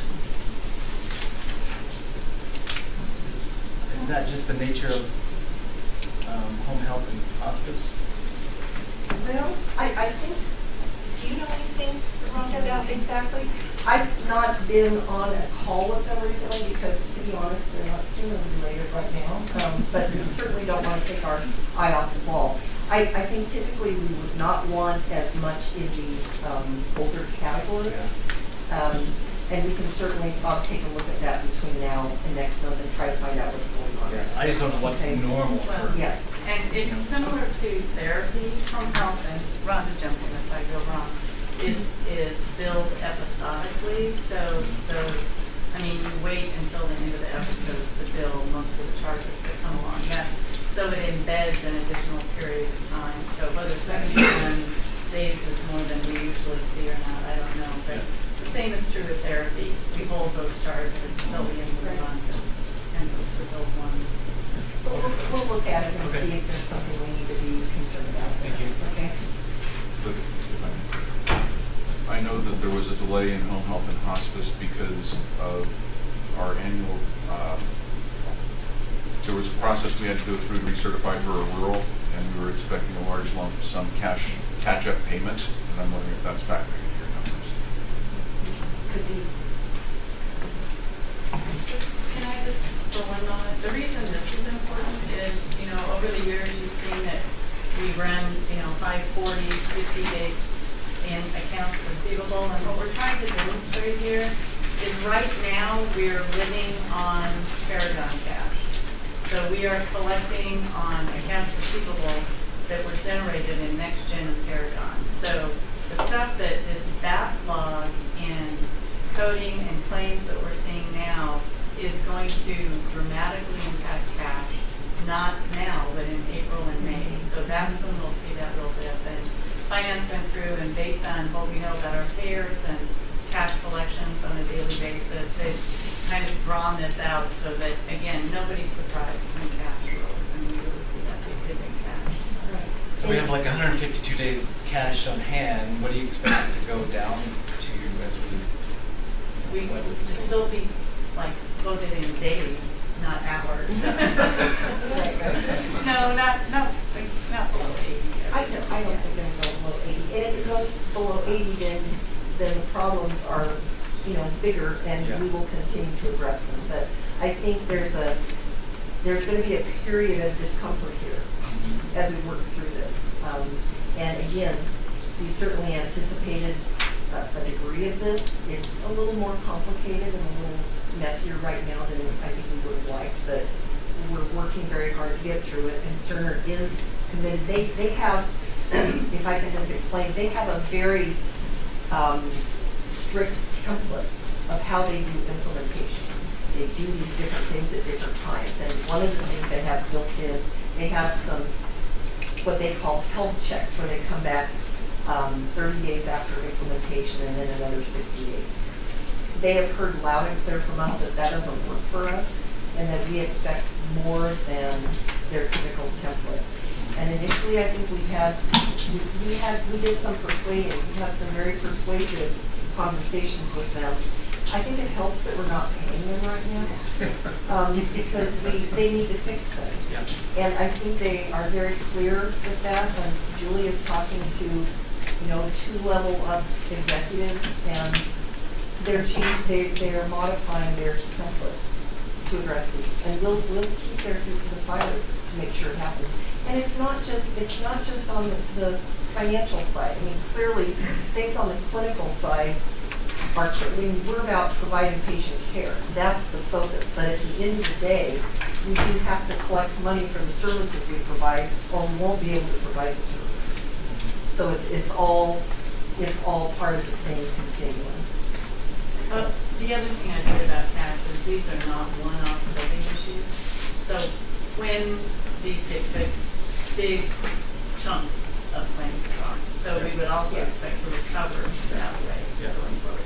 And I will say today, for the first time, we had more clean claims. I'm sorry, it's still so much. I was very excited today because we actually had more clean claims than claims with errors. So I don't, I like to think that's a trend, but we all know that one data point is not a trend thing. But that was huge. So that was very exciting because we haven't had that. One last thing, we have one of our key areas that we're trying to work through has to do with being able to code in urgent care, code in the emergency room, and code for the ED physicians. And each one of those areas actually generates quite a bit of revenue for us. And we are still, those are, when they come back next week to work with us, those are hot areas that have to be dealt with. So, anyway. Does that help at all? You got it. Okay. Thank you. You're welcome. Additional questions for Amy? Okay, thank you. Thank you. All right, Finance Committee reports. And will I please supplement anything that I didn't say? We had very good discussion, much more detailed discussion of some of the bullets on February summary report. And I don't think we need to go into those. It was actually very enlightening. I learned about the PACS system, picture archiving computer, which stores images digitally, and the difference between digital storage and film storage and the complexities that that shift entails. Not that you need to hear that in detail, but I found that quite fascinating. One hallmark of the meeting was a presentation by Lisa Potter about Upper County Physical Therapy Services, what it would mean if we acquire an existing practice up there and provide physical therapy for the residents of Upper County. Yeah, I think that's Rhonda's probably a good address. We're going to talk about that? And Lisa will do that. Okay, so yeah, I will, we did discuss that. It was quite useful. And there were no capital items for purchase. And so could you update me on this So expand the service, the dermatology service line. Okay, so expand it to what? Having. Is that minutes from the prior one? That's from last. Yeah. That's from last one. Right. Well, I've got it here. So this just means this just means that we're it's 1 day a month. Is that where we are? It's 1 day a week. So we 1 day a had, we had a dermatologist who was coming to town 1 day a month, and he's not going to practice on the east side of the mountains anymore. In the meantime, we have identified a dermatologist who wants a 1 day a week practice. We'll be housing her in internal medicine on Fridays. And I think we're looking at April, May start date? June start date for her. And we've consistently heard when we go to our providers in our community about the specialties that we need. Dermatology is always right up there at the top. So we're really looking forward to this. In Upper County, we have another possible candidate for 1 or 2 days a month or a week for dermatology as well. So again, just a tremendous need. We have an ARNP who sort of focuses on that right now out of family medicine, Ellensburg, but we could definitely use more physicians. Yeah, definitely. So the derm who's going to internal medicine 1 day a week, how many patients do you think should be received? Her current load right now is about 30 patients a day is what her current load is.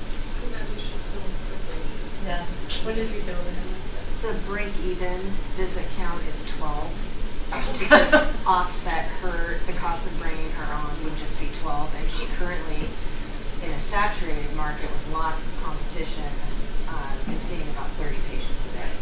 So that's just wondering how. Can you remind me? There's a potential for increasing that time, and I imagine when we saturate the schedule, that's going to happen. And she's I think she's looking to retire here. We have some property here, so she's kind of winding down, and it won't be, it's a multi-year sort of plan. But probably in 2 to 3 years, she wants to spend the majority of her time here. Right now, I think she's up in Everett, in the Mother's Heel area with her primary practice. And then we continue to look. we'll be able to expand the PA who currently practices derm out of family medicine Ellensburg will be able to expand her practice because she'll be being overseen by derm. So that's right. So we'll build that in right away. Fantastic. Well, I'm answering this. You're the one doing all the business. No, I think that's good. I think that we're excited to see it grow. Okay, anything else about the Finance Committee? Any questions from the other? It's really good to have Ryan on the committee. Great. Thank you. Right, on to operations. On operations, Cheryl, Chief Nursing Officer. Hi, good evening. I apologize. I just noticed when I was looking at my report that I think this was February's report. That being said, I think... So you're not busy with the implementation? Well, yes, that being said, I believe the first item was my first item on my March report. Like we talked about, there's still a lot of bumps and problematic areas, particularly interdepartmental, that we're still working on. Particularly, I think one area that we need to remember is ER was specifically by themselves in a separate area. So they are having everything they do now we see on the inpatient side, and it's problematic because they have to close out their record almost, and then we take on, and that's unusual for them. Their depart process takes quite a bit longer, and so we're struggling through those processes and workflows to help streamline it as best we can, but it's a work in progress. And that's just one area, and it's everywhere. So every day there's new concepts, new beliefs, new things we're learning from the system that we didn't realize were there or were happening. So every day it's like a new day almost. So we're working through that. Staff is patient, although 6 weeks it's tiring, and so we're pushing through. The only other item I think I had on my agenda, was the wound care clinic. We are working on that slowly. We're going to start building up into that. We wanted to let Cerner kind of get in a place where we could focus on other things. So that is still on our radar. The other one was on my strategic plan, which I'm on with Bob Davis is on my team. My emphasis is on access and the culture and having a culture of yes, we want our patients, we want you here. And so that's going to be, we're going to start gearing that up in April. Bringing up the Code of Excellence, an item every quarter on which we can focus and help interdepartmentally and see how we can make it a place where our patients want to come. Questions?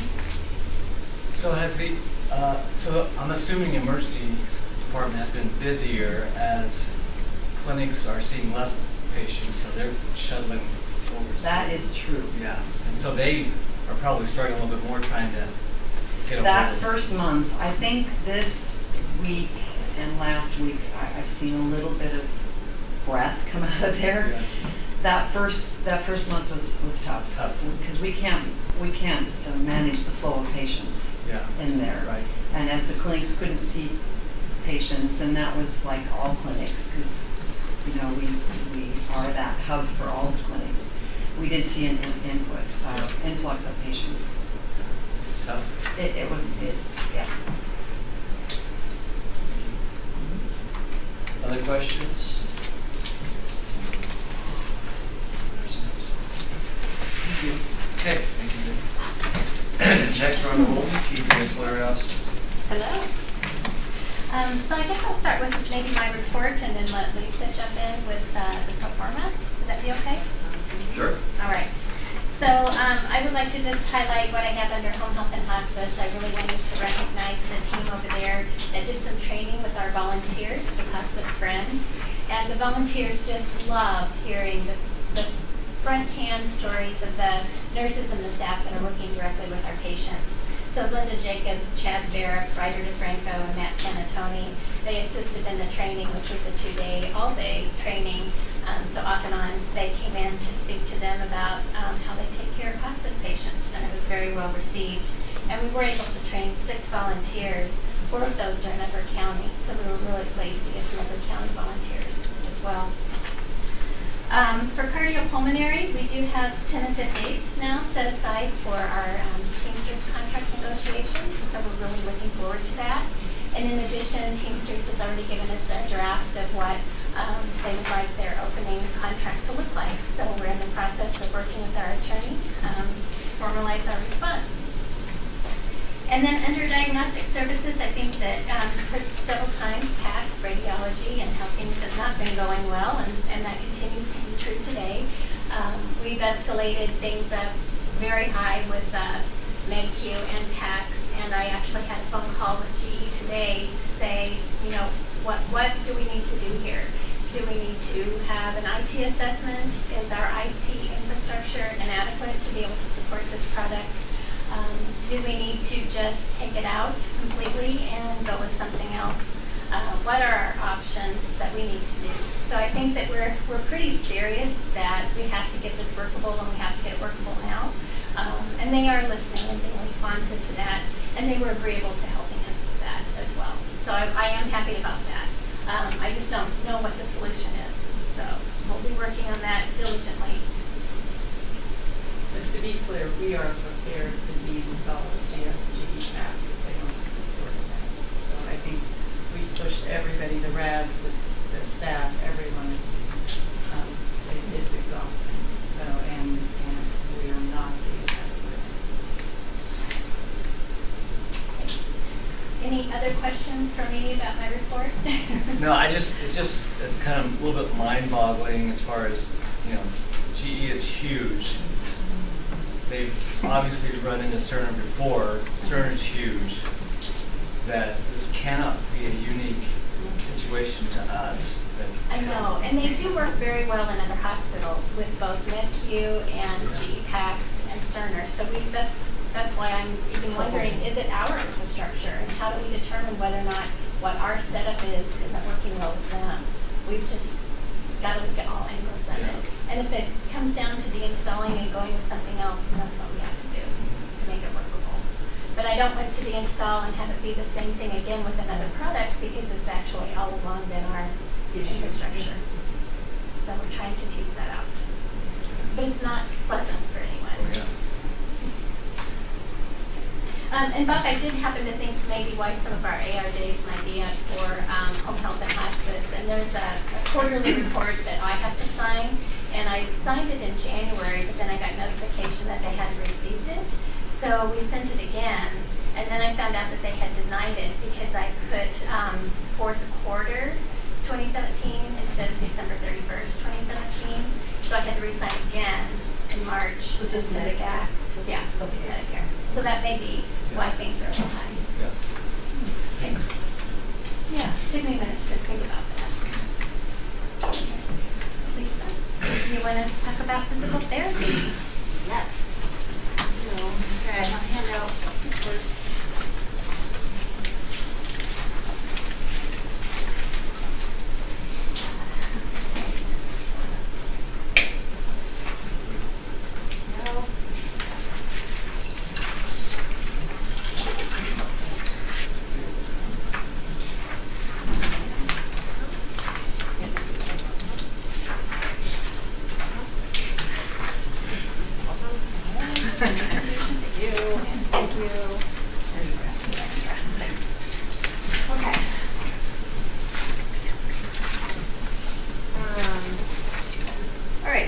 Can everyone hear me all right if I stand up here, set up the microphone? I can hear you. Okay. So just in broad strokes here, a quick summary of what we're talking about right now. We have an identified need in Upper County for expanded physical therapy services. And so as part of our mission here to bring healthcare services to all of the county, we are looking at ways in which we could meet that demand right now. As one of the options, we were recently presented with an opportunity to potentially expand KVH physical therapy services by combining practices with what we are currently offering with a private practice that operates in Upper County currently. And so that's what this summary is about. And again, the purpose of this is really to kind of, in broad strokes, outline the opportunity and find out whether or not this is something you'd like us to pursue further at this point. So for this preliminary analysis, if you take a look at, it's not really a complete pro forma, but if you take a look at the analysis on the front page here, just a couple things I want to call out. On the left side where it says KVH current state, that's to give you a quick introduction and overview of what our current KVH physical therapy offering is in Upper County. It's a 1.0 physical therapist with a 1.0 support staff member. So that's what those numbers are on the left.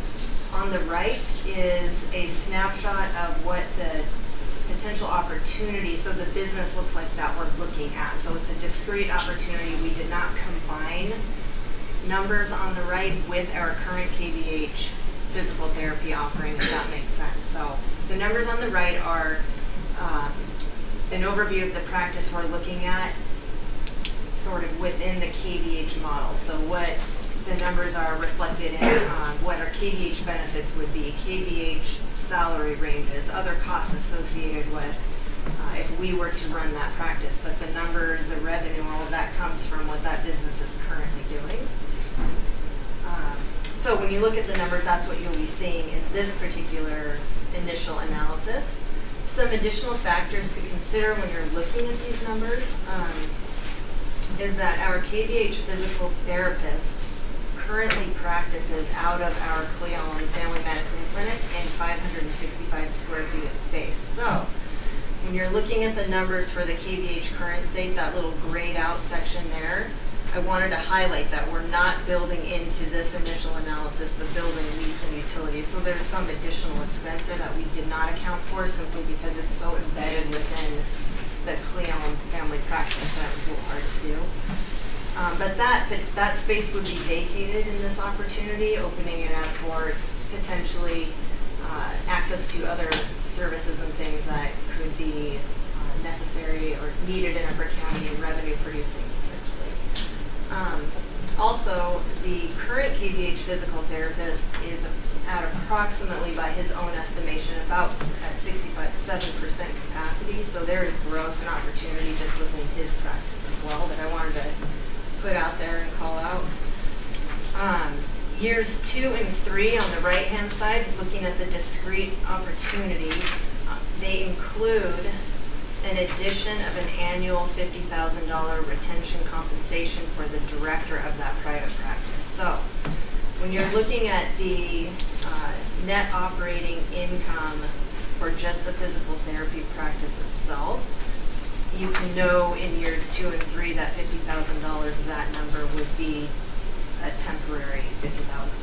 I have a really quick question. Yes, please. So the current PT is at 67% capacity. Correct. Is there a reason that's not? I mean, if there's that much demand, why aren't they? He's a newer physical therapist and still building his practice, and I believe he just went to a 1.0 this year. Okay. Is that right? Yeah, we just brought him in. And then he's also, we've had time off with Cerner, time off learning the new electronic health record, and I think the weather up there has had a lot of cancellations in the wintertime, so he's lower, but he's building really steadily. I think he's probably even about 67% now. I don't know. He might have been humble, but Is yes. that, like the projection for patient encounter, patient visits, why that's down Yes. for 2018 versus 2017? Okay. Yes, he is subject to the same Cerner dips. It's a one-person show, so if Right. he's not there, we aren't seeing patients. And also part of the model of the practice we're looking at is to, that particular therapist includes something that he's labeled the Fitness Plus program. It's sort of like a private gym membership, but it's only offered to the therapy patients of that particular clinic. So it's not marketed or advertised as just a general gym that any one of us might join to get in a workout. It's sort of like a way to extend their therapy services, private pay. It's direct revenue, so it's not we're not billing third parties, so it's pay at time of service. So that would be good revenue. So we built those numbers in sort of separately at the bottom of that analysis. And you can see building in that revenue, looking at years 2 and 3 with that additional compensation in there. Once that years 2 and 3 would pass, we're at about the break-even point for that, if you include the Fitness Plus revenue. That makes sense. So that's something you could kind of look at in this opportunity. Also, blending the practices, if we were to do that, would likely result in some overlapping support services, so there is opportunity to investigate staffing efficiencies if we were to blend. So right now we went with what his current staffing is and with what our current staffing is, and you're looking at the 2 columns. If you look at the table in the middle of the second page here, I just wanted to call out, I always do these little break-even visit requirements, so it's hard for me not to do it. So I did it this time around, just to show you that if you're looking at therapy-only services, so we're not talking about massage, we're not talking about the Fitness Plus revenue, physical therapy services only, it would take 76 additional visits to break even in year 1 for that particular practice, which boils down to about 35 visits per physical therapy FTE, which is a pretty manageable number to consider. And if you look at quick risk analysis here, what we'd be talking about up front would be $226,720. That would go to the purchase of equipment, and there are some required DOH building upgrades we would have to do in order to practice out of this particular space. Well, let me ask you a question about that. The only involvement of Hospital District 2 in this whole thing is just to give us the green light. I mean, are they investing anything in this? I can let Rhonda speak more to that too. Up to this point, they haven't had an inclination to do that, but Rhonda might have some more details on that. Yeah, I think that's correct. At the District 2 board meeting, I really feel like, yes, they're happy that we would be, or happy to allow us to provide physical therapy services there. But I think their biggest question is, they were asking why they should support this, and when or how would they receive any monies that they invested back to them? But we would, as I understand this, would be losing, wouldn't we be losing some money? You know, in years 2 and 3 when we're offering that additional compensation, but there are some additional things here. If you go to the last page, the next step in continued analysis, one of the things that we would look at further would be the addition of speech therapy and occupational therapy. Those are identified needs in Upper Counties, particularly within the school district. Bringing those in, we have not officially crunched those numbers or look at those closely, but it's looking like that could potentially offset some of that.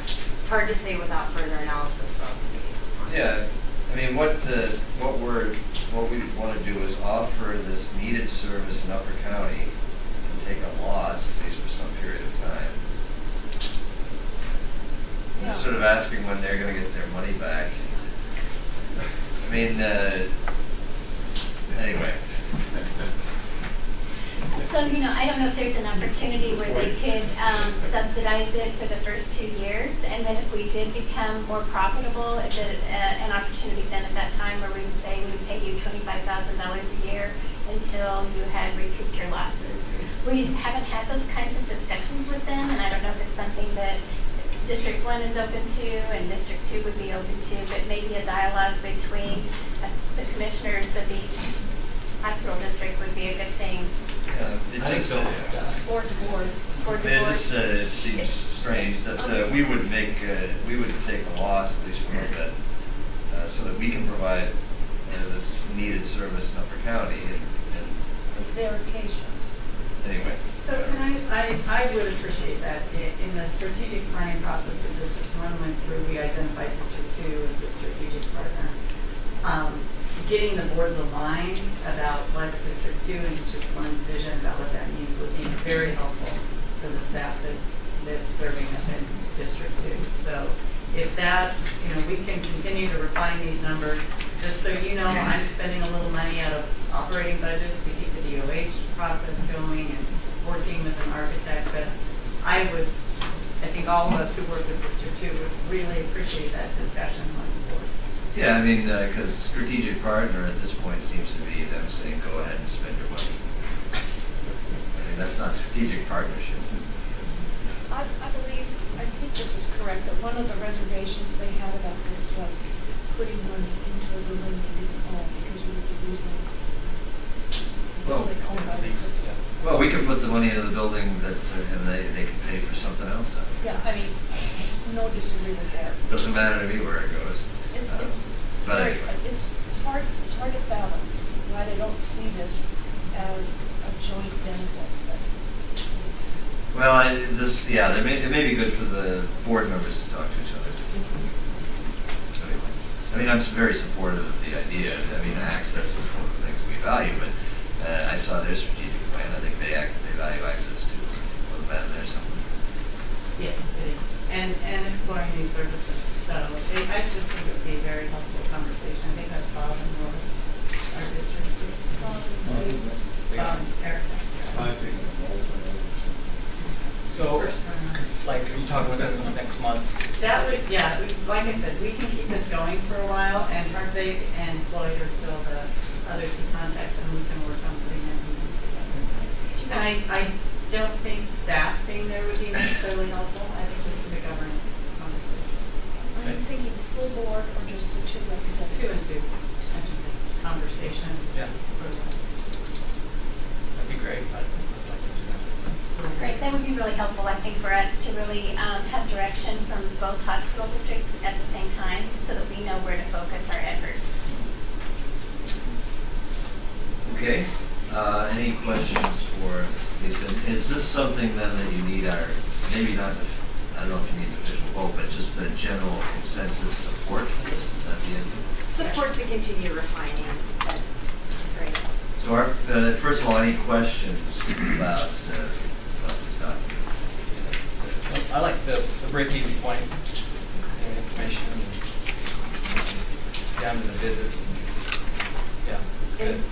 In the process of refining, of course, we can look at a pro forma that combines what would it look like in its totality, what would KVH physical therapy at Upper County look like with all the FTEs combined, and that's the kind of thing we would move forward with.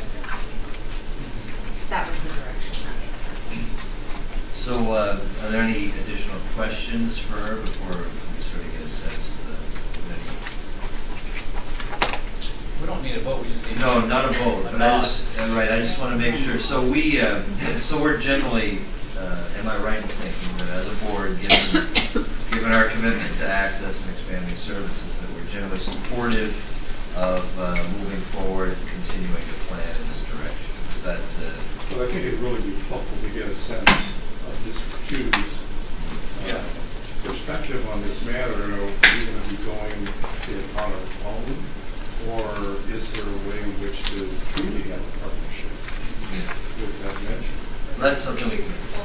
Yeah, we can proceed with. Yeah, you're right, Eric. I think continuing that conversation with Bob and Erica with Hospital District 2, but sort of moving forward with the idea that under some condition, whatever it is, we would ideally want to expand the PT services.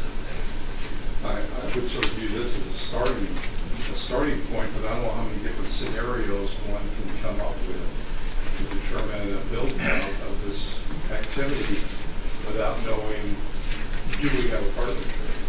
Well, one of the things, I don't know. I mean, it's an open question because depending on how supportive we are of doing this, we may, some members of the board anyway, may be happy to do this just as long as we get the green light from Hospital District 2, and that would be the extent of it. Right? So I'm not sure if it would be a deal breaker, say, if they weren't willing to invest in the money. No, but how much time and effort do we want to go into the analysis? If, okay, one scenario says we got a green light, let's push this out over a 5-year period, see what sort of changes might occur and break even.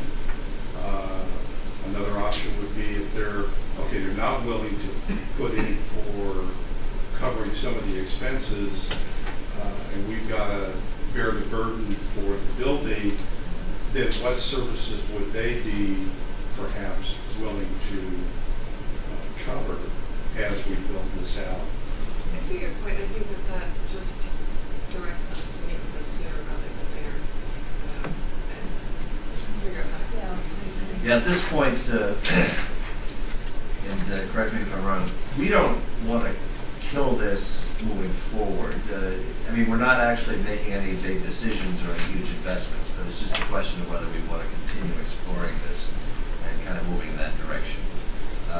Is there any feeling on the board that we should put a stop to these efforts? Well, I just wonder what are we going to ask Lisa to do? I mean, what's the analysis we wanted to run next? Yeah. Well, a pro forma, I think this is kind of the, you could go ahead. Well, I think we would combine the practices, refine the numbers, and if we are able to add in some additional subsidy, something, we can do that. But in the meantime, we can, without spending inordinate amounts of time, I think there's some further refining that can be done fairly simply on this.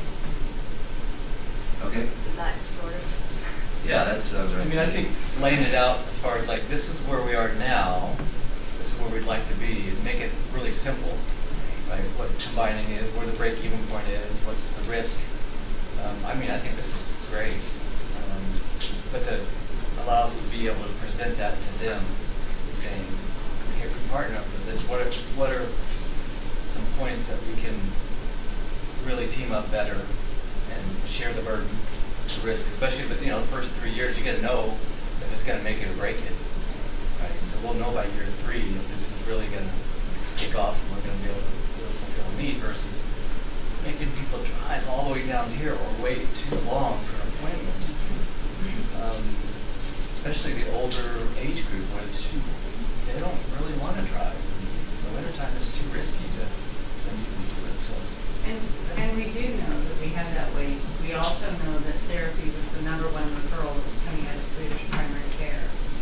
So we're confident. And this practice is a robust practice right now. So we're not creating something. I think we could get some efficiencies, as Lisa said, in the consolidation. And I would also call out that District 2 has supported operations with urgent care. They supported urgent care with a subsidy, and urgent care since sort of launched in the positive position. So we've had these arrangements before. Yeah, and that would be ideal. Just kind of help us out as we get going. Hopefully a win-win for everybody. Well, you can work your magic.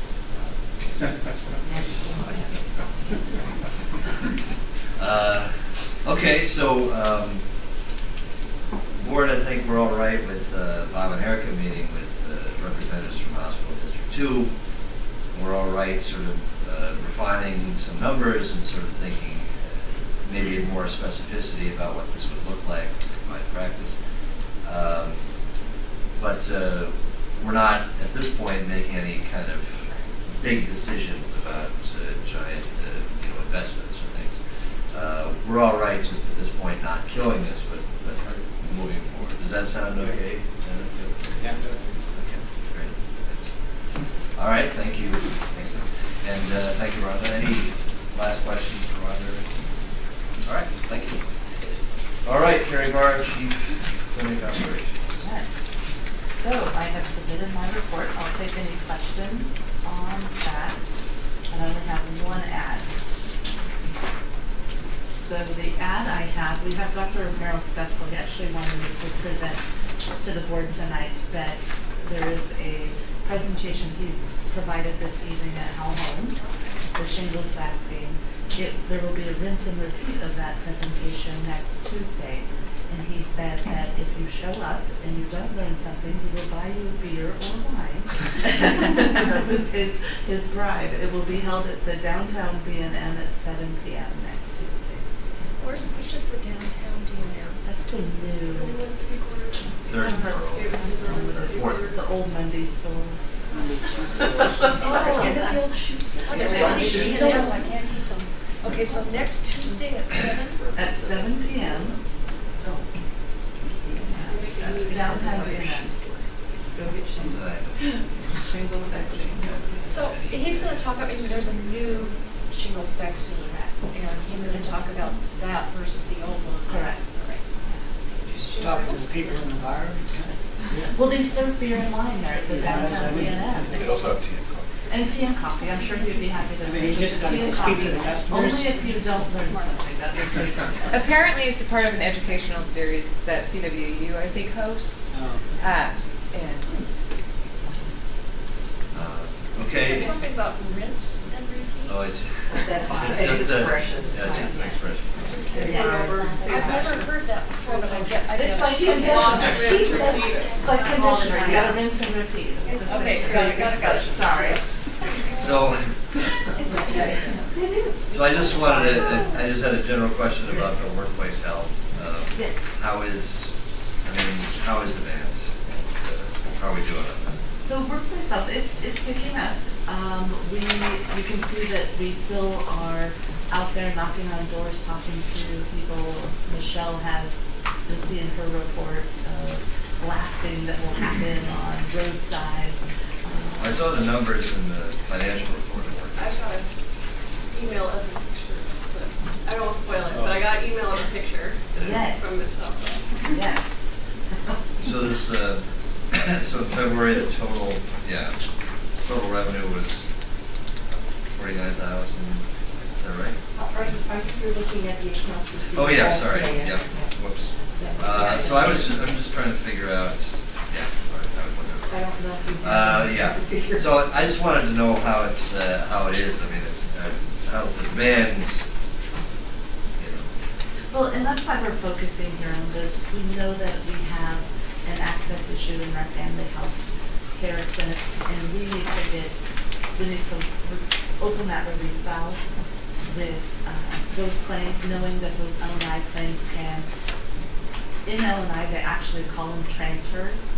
However, there was a lot of work we needed to do in terms of scripting so that our staff was not calling a patient saying, we would like to transfer your care. That would seem very scary for someone that maybe it's a patient of Dr. Martin, and we call that patient up and say, we're transferring your care to Workplace Health. So there was a lot of massaging that had to do with that sort of thing.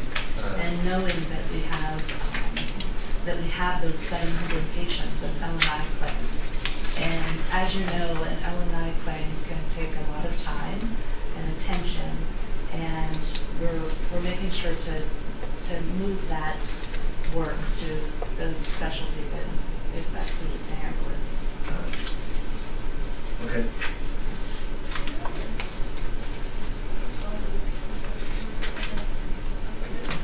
The clinic dashboard, actually, since we have, I'm sorry, I meant to put that in my report as well. There's no clinic dashboard because we have the two data points that are fighting against each other. So Hiatus for a bit.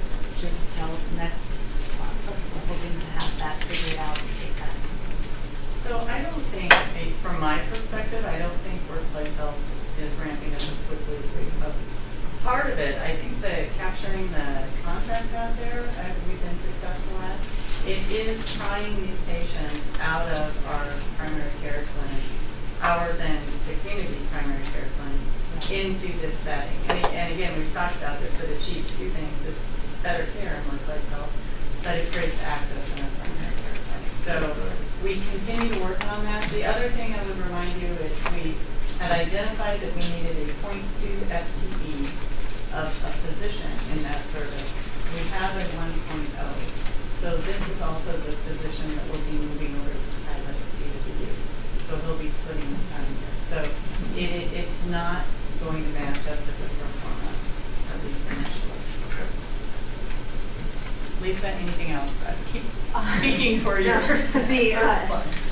The contracting period with Central began yesterday, so and it will go through June 8th, I believe. The contracting period where Dr. Meyer will provide some medical direction, clinical services over at the Student Health Center. They are basically purchasing some of his time from us because they have a need for that type of clinical directorship right now. And then you said, I think you had a time frame in there as well. So I had trouble hearing over the burning flames. Spring quarter. So March, whatever yesterday was, March 28th through June 8th. I think we just have this. All right.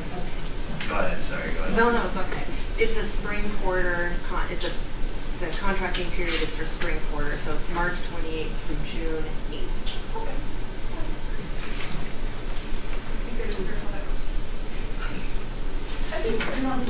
Yeah, we're all right. No, don't worry about it. All right. We'll just speak up. So, any additional questions for Carrie Barr? Any additional questions? Okay, thank you. All right, that ends our reports and dashboards. Education board reports. There's this patient safety summit coming up in the end of April, beginning of May, so you can go to one or the other. One or the other, because it's a repeat. Yes, repeat. That's how I understand it. So, what do you think about this, Julie? Any suggestions? Mandy goes to safe tables a lot. The ones I've been to are very, very good. It is a safe environment, and so it's protected. People share ideas and exchange learnings that they have. So everyone I've been to has been really, really good. So. Well, yeah, the safe tables are great because you can learn from others. Obviously, I've never been to the CEO or trustee patient safety center, but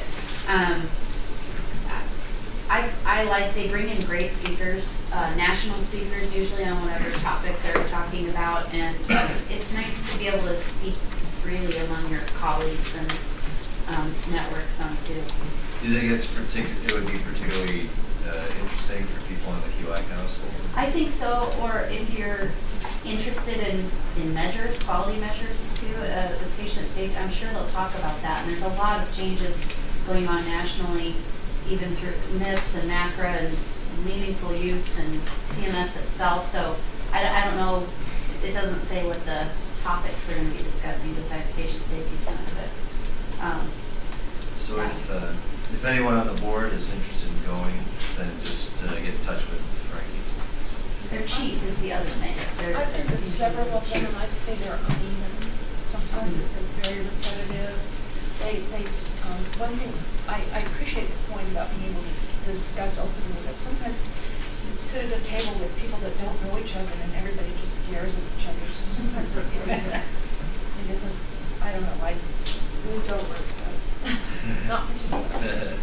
I went to a boot camp recently, though, about patient family advisory committees, though, and that was not the case at all. People were really chatty, and there were all different sizes of organizations together, and we had a CEO there, and then we had patient advisors there, and everyone was sharing. It was really helpful, and I know there are a lot of new staff at WSHA, so it might be worthwhile.